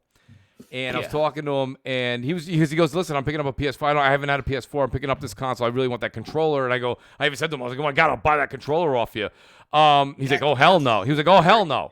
But I thought what was funny was he's an Xbox guy. I go, so you're a big PlayStation guy? He goes, no, I'm Xbox, dude. I'll Xbox all the way through and through. I said, so how you enjoying Game Pass? He goes, I don't have Game Pass. I go, what do you mean? He goes, I buy my games. I want to buy Halo. I want to buy Gears. He goes, I've played Gears so much, the disc is almost melting. You know what I mean? Like he's like, he's an Xbox guy through and through. It was awesome to talk to him. An outstanding conversation. But my point being is that, like, this is my point. If you don't have the casuals, right? If you don't even have some of the hardcore, and I'm not talking about the people you see on Twitter and YouTube, okay? The thing about it is that, like, you wonder, they need to get, they want to, these services need Netflix numbers. They need Disney Plus numbers. And, the thing about it, too, is that when you see Netflix and Disney, they're selling at $12.99, $14.99 a month. And now there's numbers going out tonight that, I said this. I've been saying this for weeks. So I've been saying on the show, everyone's like, well, go back and look, or go ahead and look. I said that my guess was that Game Pass is at 10 million subscribers. That was my guess. I said 10 million. I've been saying it for a while. Enrique, you've been on the shows. Now, the thing about it is that I said that these things are all $1 or $1.99 or $4.99, or they're giving it away. So a lot of those, the 10 million have got, they all like and then it's not even for a short period of time. This past E3, everybody that got into Game Pass, like myself, what I did was I re-upped my gold for another 2 years, which we were going to do anyways. That number is something that Microsoft banks on for what now? A decade or plus? So for $1, I got 3 years of Ultimate Game Pass. It matched my gold. So I'm not part of that. And most people, a lot of hardcore went and did that. They paid the $1 and it bumped them a year, it bumped them 2 years, whatever it was, it matched. So what happens when you're at 10 million now, and then all of a sudden there's no more deals, and this thing's $10 a month? Does it cut in half? Does it get cut by a third? Does it get cut by three quarters? So that's what I'm trying to say here. And Salty says, isn't Disney Plus $7.99? There's deals right now, Salt, because it's just starting. But I believe Salt. Take a look. I know, Salt. You gotta watch out. Salt will go to the record books. Salt, I believe it's $12.99 if you're just going in blind. But if I'm wrong, please let me know in the chat, and I'll reiterate it. I believe it's $7.99. I signed up 2 weeks ago for $6.99. $6.99 It is $6.99. I thought it was $12.99 to start. Is that an entry level? I'm looking online right now. It's $6.99 a month. $6.99 a month. Okay, $6.99. Yep. Okay, that's not a bad deal. That's a great deal. Is that with everything, like the Hulu and everything? That's with everything. That's the Plus? The Hulu one is $12.99. That's what I'm saying. I'm sorry. Okay, yeah. All right. That's my apologies. Disney Plus is the $12.99. That's Hulu. Plus then is you a get great deal. Yeah, so we went to. So I was at Disney this year. If you were at Disney, they had a deal for 3 years. Right? They're doing this too. For 3 years, we get the Disney Plus for $6.99. Yeah. So yeah, well, because you spent the week with them. Believe me, they got the money. All right, Enrique. They got it. How are they going to make their money on that, man? They made it. Are you kidding me? Have you ever been to Disney? It's like $12 for a water. It's like Woodstock. Listen, actually, I think it's $18 now. It is. It's up there. Thank you, Wilmy. And the ponchos are like $20. I'm like, well, my family, we got hamburgers and fries. I'm like, where's the napkins? They're like, well, the napkins are about $2.50 a piece. I'm like, keep the napkins. All right. Actually, you lease them. Keep the napkins. But yeah, nonetheless. But I'm saying, so they get their money. Believe me. Hear me out, Xbot. You go to Disney. Oh, they got your cash. They're also getting money for movie releases too.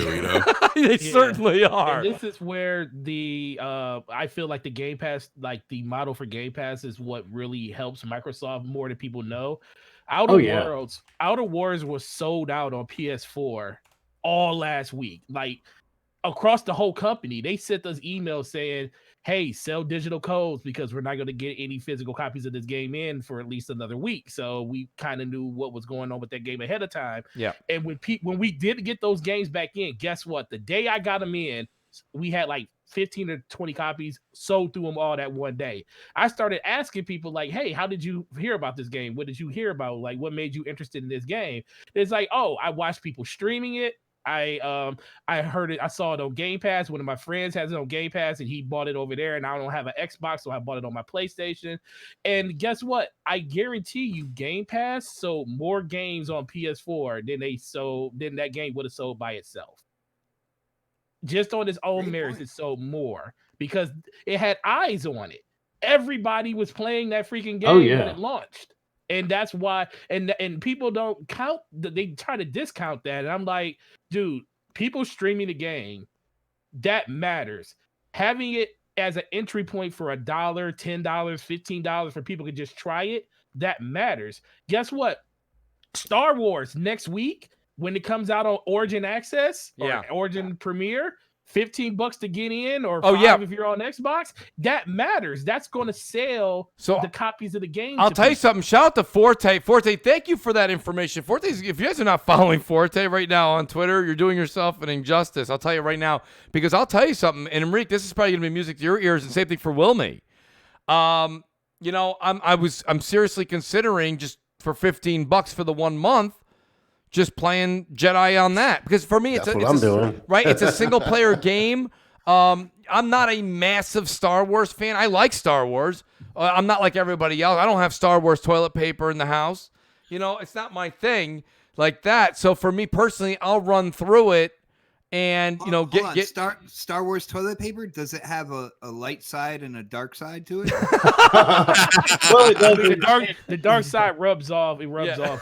Nasty. That is nasty. Shout out to Sir X-Man. He says the Elite Controller 2 is the greatest controller I have ever had. My God, you guys have got to get yourself one. Sir X-Man, I've entered every contest possible. Yes, sir. And I completely agree. Man, I'm taking Wilmy, you got one? I've got two. I got two too. One for my Xbox, one for my PC. I'm holding one right now. You got a V2? Heck yeah, I got a V. I got two V1s, and I didn't buy them back to back. I bought them over the course of some time. I can't find them. They're out of stock everywhere. Honestly, if you go on Best Buy though, Enrique, you can probably get one delivered to you in about a week. Yeah, I don't want to wait a week. And matter of fact, if you saw it, you ain't got no choice but to wait a week. Yo, Enrique, those hair triggers problems. with Destiny here's my thing. You know what's funny? I know Xbox. That's why I want to get one. Yeah, that's exactly why, dude. I have that as one of my topics, so we'll definitely talk about this. I think personally, my only thing was now that we're going into next generation, I know everything comes with us, so I'm not really worried about it not working. I just kind of feel like it's so close to the end of the generation. I want to wait and see. First of all, what if someone was saying this on Twitter? I can't remember who actually said it, damn it. But it was an awesome point. What if next generation's Xbox controller comes out with a button for like sharing pictures real quick on Twitter, like a share button or something like that? You can make one of your buttons. Shout out to 108 Dragons TV who did he did a review of the Elite version 2 controller. Yeah. And you literally in the button mapping, you can make one of the buttons a kind of like record that kind of like deal. Maybe you not make it a shift. It's a shift button. Yeah.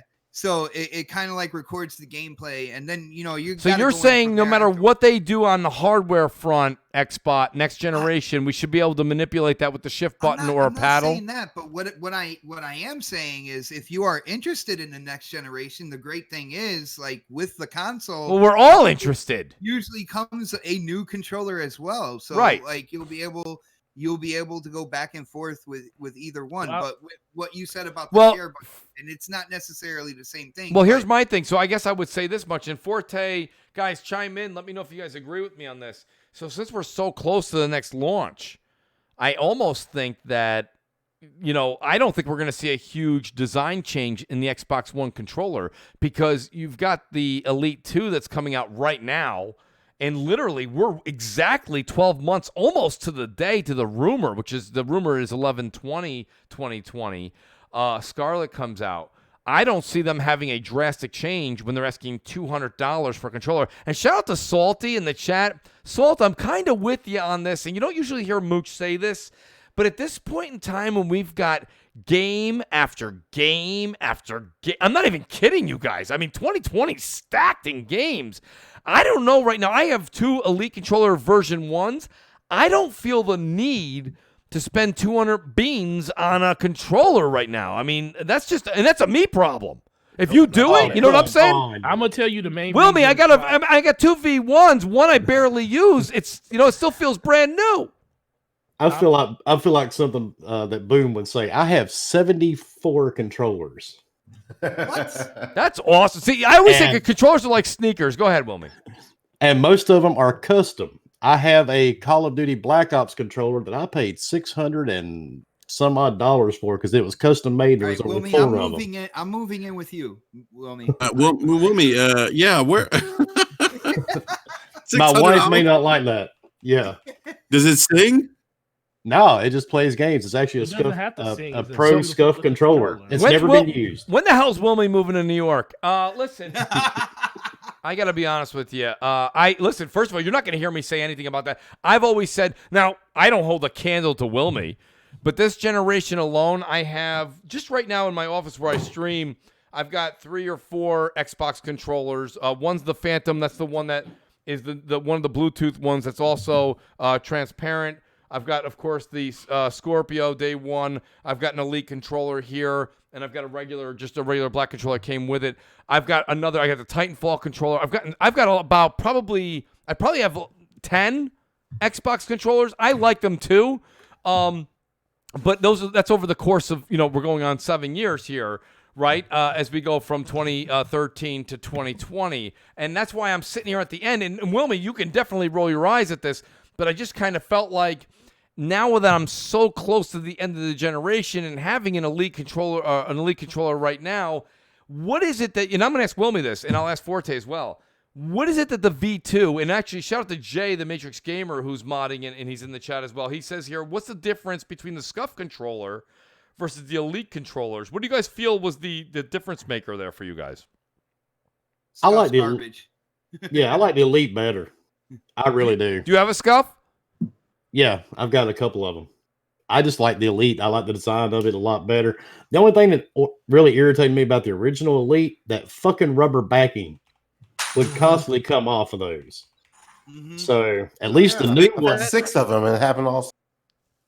yeah, at least the new ones, that shouldn't be an issue the way the V2's made.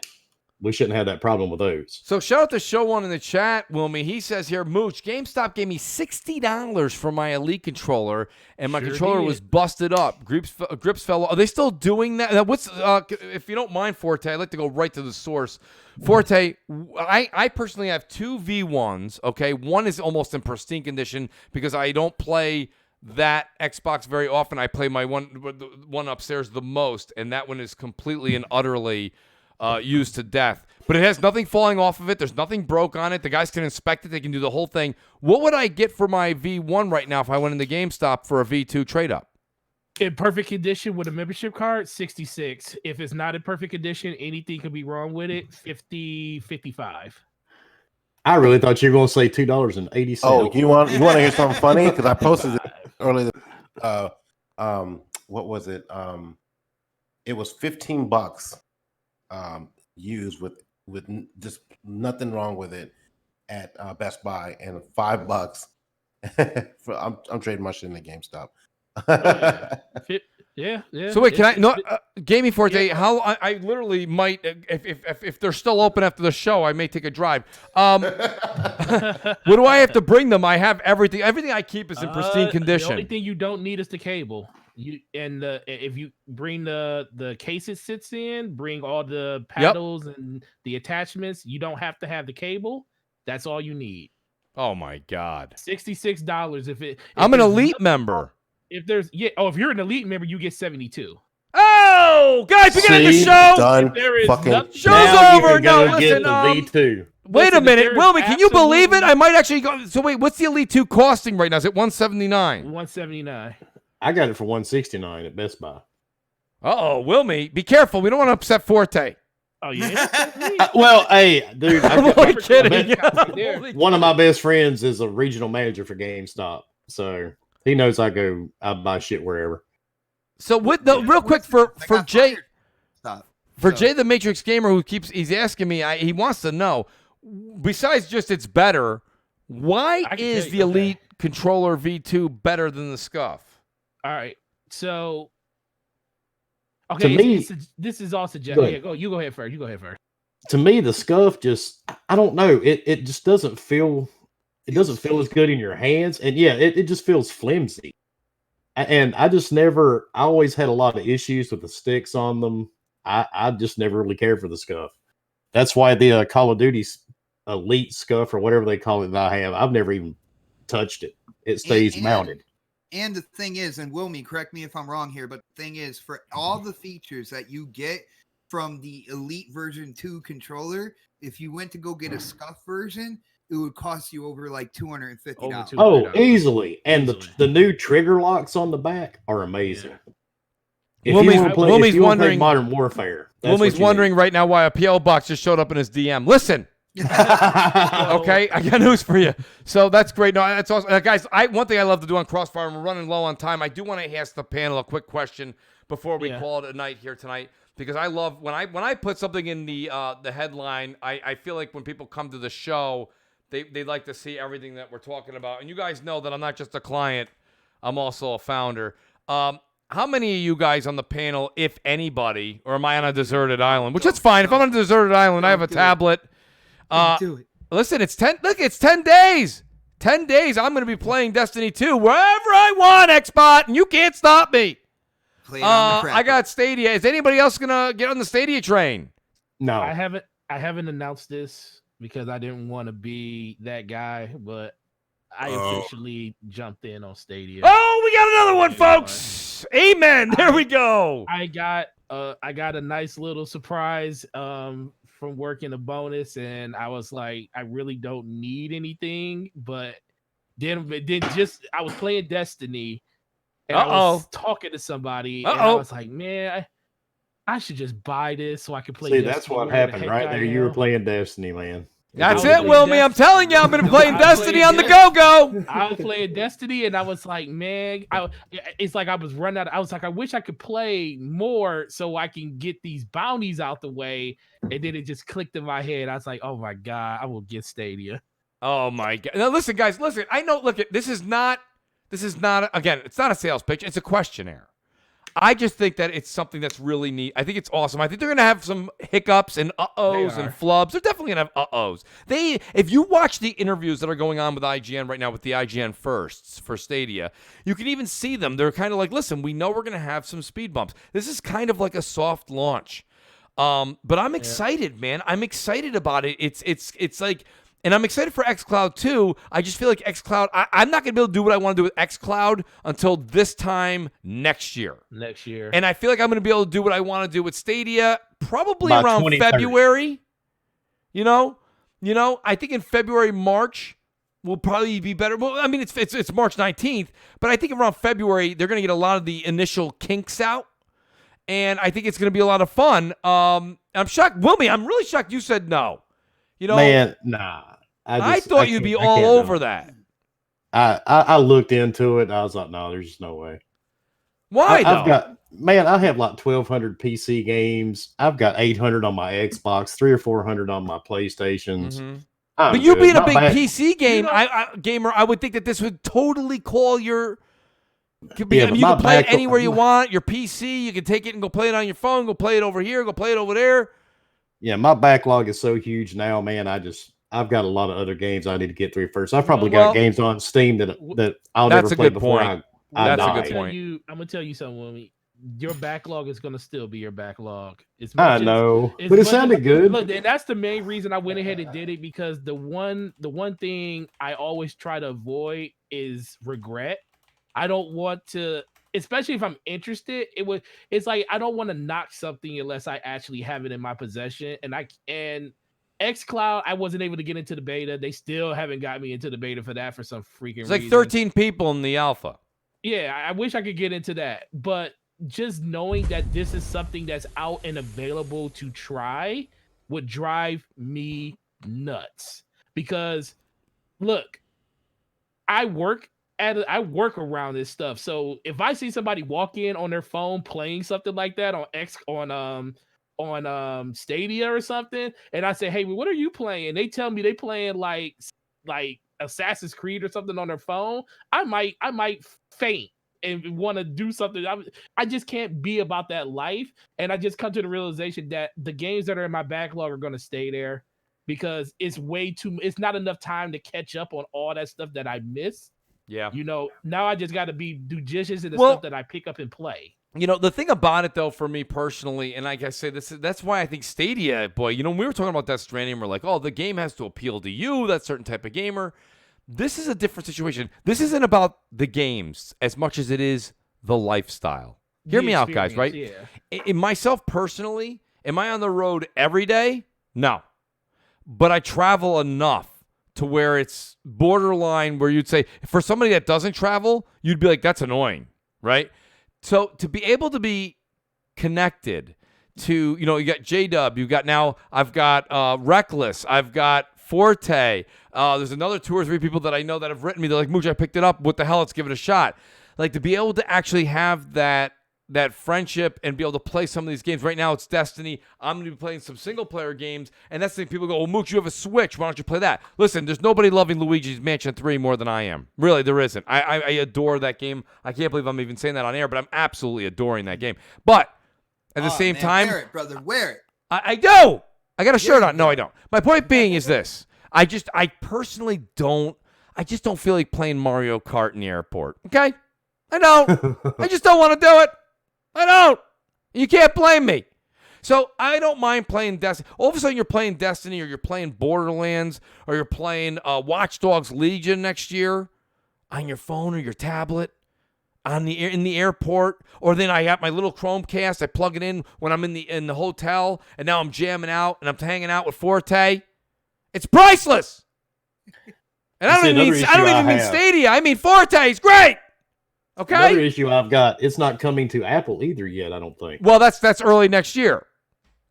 Exactly. They said that. They said iOS will be, which is why Wilmy, I would never in a million years be like, you need it now. Absolutely not.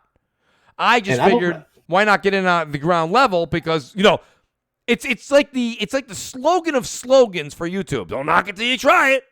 So I figured, why not try it? $129, and I think like Wilmy and Forte will kind of ride with me on this, and even Pred, because Pred doesn't mind to spend money when it's worth something. When for $129, you're getting the controller, right? You're getting the Chromecast. Any controller right now is $59.99 plus tax for a regular controller. The Chromecast is $60 retail, right? I'm getting Destiny with all the DLC up to today, which, by the way, everybody that plays Destiny can testify that they've all paid $60 or $40 for the new DLC, let alone the whole game and everything up to snuff. That's $60. Season pass and everything, bro. Right? Season pass and everything is in there. And then you get a buddy pass. Then you get the name. Then you get this. Then you get... Listen, $129, really not bad to try it day one. It's really not.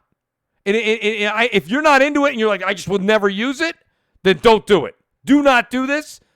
But don't. You're probably not going to be playing xCloud either. Right? So... it is what it is. I just kind of feel like they're opening up in 14 countries. They've got 30 games, and God bless them. They even got a couple of exclusives. Yes, they're kind of laughable. Okay, they're laughable, but at least they have a couple of game exclusives that are theirs.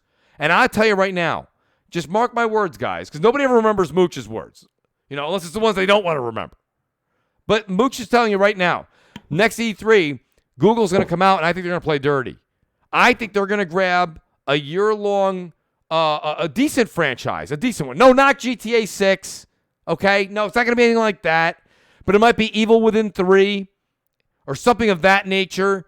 They're going to grab a year-long time exclusive with a certain game that some people would want to play, and they're going to try and get people in on that. That's how they have to get them in until their first party's growing. Now, if they buy Evil Within 3, then I will definitely have to buy it. Wilmy, that's what I'm saying. I'm just throwing that. I'm using that. I literally picked that from thin air. But you see where I'm going with this? And see, the thing is, I really don't do any mobile gaming. In the business I own, I don't really have time to mobile game. So that's my biggest stick with it. I just never have time to use it, and I won't be doing xCloud either. Well, no, and here's my thing. And you know what, Wilmy? That's what I was saying. It's not necessarily just about the exclusives. It's about the lifestyle. If that's not your lifestyle, this product is not for you. Now, shout out to Greg. That's the main reason. Right. That's the main reason I'm not messing with it. And shout out to Greg E3. He says here, at Mooch, he goes, do you think you will bust out Stadia more than your Switch when you're on the go? The answer to that, Greg, is absolutely. Now, let me say the other side of the coin. When I'm in my home, I will play more Switch than Stadia. That's a tough one for me. It depends on the game. Because games are going to rule this platform no matter what. See, Destiny, probably just because I love that game and it's available on there, and Switch, you might be right for the short term. But it's really going to come long term depending on what Nintendo does. That's going to be more portable than what Stadia is going to do for me. It just depends on the games, though, at that point. Understood. And I want to say shout out to Delilah HD. Shout out to Delilah. It's always, I actually love that Delilah hangs out and chills with us on CrossFire. She's one of the best people in the community and has an insight and knows what's going on. Delilah says, do I have to rebuy my games? If so, that's a no for me, dog. Now, me and Delilah have gone back and forth on CrossFire a few times with this. And if it's a matter of rebuying games, I've got to kind of scratch my chin and say I'm with her on that. I'm not going to buy the same game that I have on xCloud for Stadia. It makes no sense. However, right now, until I see what xCloud's portfolio is going to be, and we don't know, they're still in alpha. So you've got one company that's in alpha, and you got one company doing a soft launch. Okay? So my point being is for the foreseeable future, that doesn't mean forever, for the foreseeable future, I'm going to be enjoying games like Borderlands 3, Watch Dogs Legion. Okay, I won't be playing Bard's Tale 4, but people who like that. And I can play those games that are single-player games on the go myself. Or if Forte says, hey, Mooch, you didn't do that strike yet? You better do it because we're going to do this tomorrow when we're on Xbox. I could take Stadia on the road, play Destiny this December, on the road when I'm away for a week at work, make sure that I keep up with the Joneses, and when I come home, I can play and keep up with my guys in Destiny. So my point being is that that's something that means something to me. So that's where I agree with Delilah. I will not be double dipping for the most part. I maybe one title a year I may double dip if I truly love it. Right. But I will not be double dipping. So that's my whole thing, guys. I think that Stadia is not just about the exclusives. It's about the lifestyle. And that's the one thing I think Stadia is faulting. They're not advertising properly. They should be advertising at this point until their first-party games are ready for the person on the go, right? If you're a gamer on the go, this is for you, and you should know. Thank you, guys. That's going to be 10%. I want at least 10% for that slogan. Listen, guys, it's 9 o'clock. I've kept the panel here way too long. Wilmie's like, for the love of God, can I play Death Stranding? Let me go deliver my packages. Right? He's like, Dude, he's like, Mooch, you're killing me. On my screen right now, I'm just staring at it. What's that, Xbot? Who's on your screen? Need for Speed. Oh, Xbot, I certainly hope it's only on the screen and not past the start screen. Right. It's a bit of silence over there in the Xbot household. It's in the menus. How about that? Okay, that's fine. We'll deal with the menus. I'm okay with that. Shout out to Gaming Addict who's here in the chat as well. Guys, a great show tonight. I'm going to go ahead and go in reverse order here, which I'm never great at. But I want to say thank you so much to Wilmy Hood. It's his first appearance on CrossFire. He's the Mooch of the South. I will say this much, Wilmy. Thank you so much again for the gracious super chat. You were insightful. Loved your 2 cents. Let people know. We've got all the information up on screen right now for everyone to see. Let everybody know where they can find you on YouTube and on Twitter, please. Well, it's easy to find me. You can find me on Twitter, which is at just simply Wilmy Hood. You can find me on Xbox at Wilmy Hood, PlayStation Wilmy Hood, Epic Game Store Wilmy Hood. Pretty much wherever there's a game, you can find Wilmy Hood. And pretty much all over social media, Facebook, Instagram, you name it. I'm a little bit everywhere. And you can find me every Wednesday night on Gaming Beyond the Box. The link is actually on my Twitter profile. We do a show there every Wednesday night at 8 o'clock, me and the Forking crew. Very cool, Wilmy. And I hope you'll come back on the show, buddy. It was outstanding having you on. Anytime you ask me, dude, I'll be glad to come back. All right, that's fantastic. And believe me, the Mooch will answer that call. Trust me. I got this coming back at you. I'm going to go, you know what I'm going to go with? Enrique. Because Enrique was a bolt of absolute lightning for the first hour and a half tonight. And I don't blame him for taking the last half an hour chill. Buddy, I did the same thing as you. Enrique, let people know where they can find you. What happened? He was leaning to the right and he fell over, man. Oh, will you leave him alone? Enrique, we're never going to win this conversation, okay? No, I dropped my mother in Death Stranding yesterday. That's terrible. My dead mother at that. So I was so upset when I found out the president. I can't say it. Never mind. I don't want to give any spoilers. There's only a couple hours. Yeah, don't say that part. I won't say that part. But go ahead, Enrique. Let everybody know where they can find you, buddy. Yeah, no, Mooch, thanks for having me on. Great panel, great topics as always. Great show. You guys can find me on the Twitters at BRAP_podcast. And definitely check us out on YouTube at the Basement Radio Arcade Podcast. We go live every Wednesday nights at 9 p.m. Eastern Standard Time. Definitely want to check out our show this Wednesday. We're going to have a special returning guest. We're going to have Lord Cognito on from the IOP. So, yeah, definitely want to check that out. Yep. Awesome, Enrique. Thank you so much. Guys, do please check out Brap. Great show. And I'll tell you, a lot of the guys that he has on there, shout out to Slow-Mo, shout out to Eric Jackson. Forte's here. And I believe you also have, is it Money? B-Money, right? Shout out to B-Money as well. Absolutely, guys. Great show. Check that out. And then I've got my buddy here. I've got Predator H2O. Pred, I hope I didn't get you too upset tonight with some of that banter. But let people know where they can find you, buddy. Always great to have you on the show. Nah, man, you're good. Predator _H2OS on Xbox, on PlayStation, on Steam. I'm also on Switch, and check me out on Twitter as well. Next podcast Saturday. Make sure you guys tune in and check us out.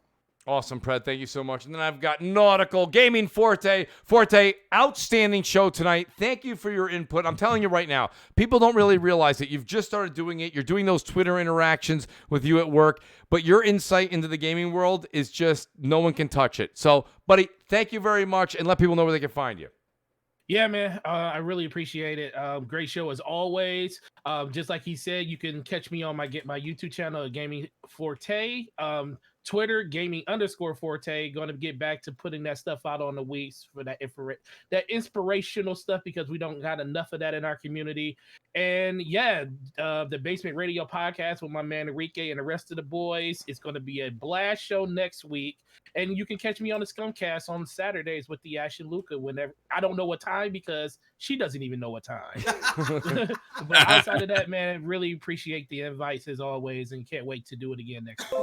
I appreciate that, Forte. Yeah, shout out to Luca and Scumcast. That's a great show. You guys put on a hell of a show, and it's fun to have something on Saturday afternoon, and then you can wrap it up with the man who I'm going to introduce next, and that's Xbot448, who's got Next at 7 p.m. on Saturday nights. So you go from Scumcast right into Next podcast. Xbot, let people know where they can find you. Yeah, definitely. And brother, tonight on my channel, which is Xbot448, right here on YouTube, I will be live streaming Need for Speed Heat. Anybody out there who has been a fan of Need for Speed and just really felt disappointed the last few years, I will let you know right now, Need for Speed is back. You should go to my channel and you will see why. Well, I'll be honest with you, buddy. I've said this a million times, and it's not just because you're on the show. When you and Mel stream something, it's always entertaining. It's lighthearted. It's fun. It really is. It's hashtag it's what gaming fun. is all about. It really is. It's fantastic. So, buddy, I got to say, check that out. And real quick, I want to say thank you to @JMatrix76. Jay, go ahead and please put up your special announcement. Jay is a fantastic community member. You guys, whenever you go to a great show, okay, there's always someone behind the scenes. Jay's behind the scenes. Jay always making sure the show looks great and keeping up with everything. Jay's a very dear friend of mine. We do everything, a lot of the things together here, and we just banter back and forth about games, and that's what it's all about. So shout out to Jay. Do check out his @JMatrix76 on Twitter, and you can find him at all the other locations that are listed below in the description. Jay, thank you. Guys, I want to do another shout out to Crap Gamer @CrapGamerReviews. Go check it out. He's doing 2 videos a day. He's not feeling so good. Everybody @Crap on Twitter and tell him, hope you're feeling better, buddy. We'll see you on MNC on Sunday morning. We'll do this again next Friday night, 7 p.m. Eastern time. Everybody, peace out, and thank you.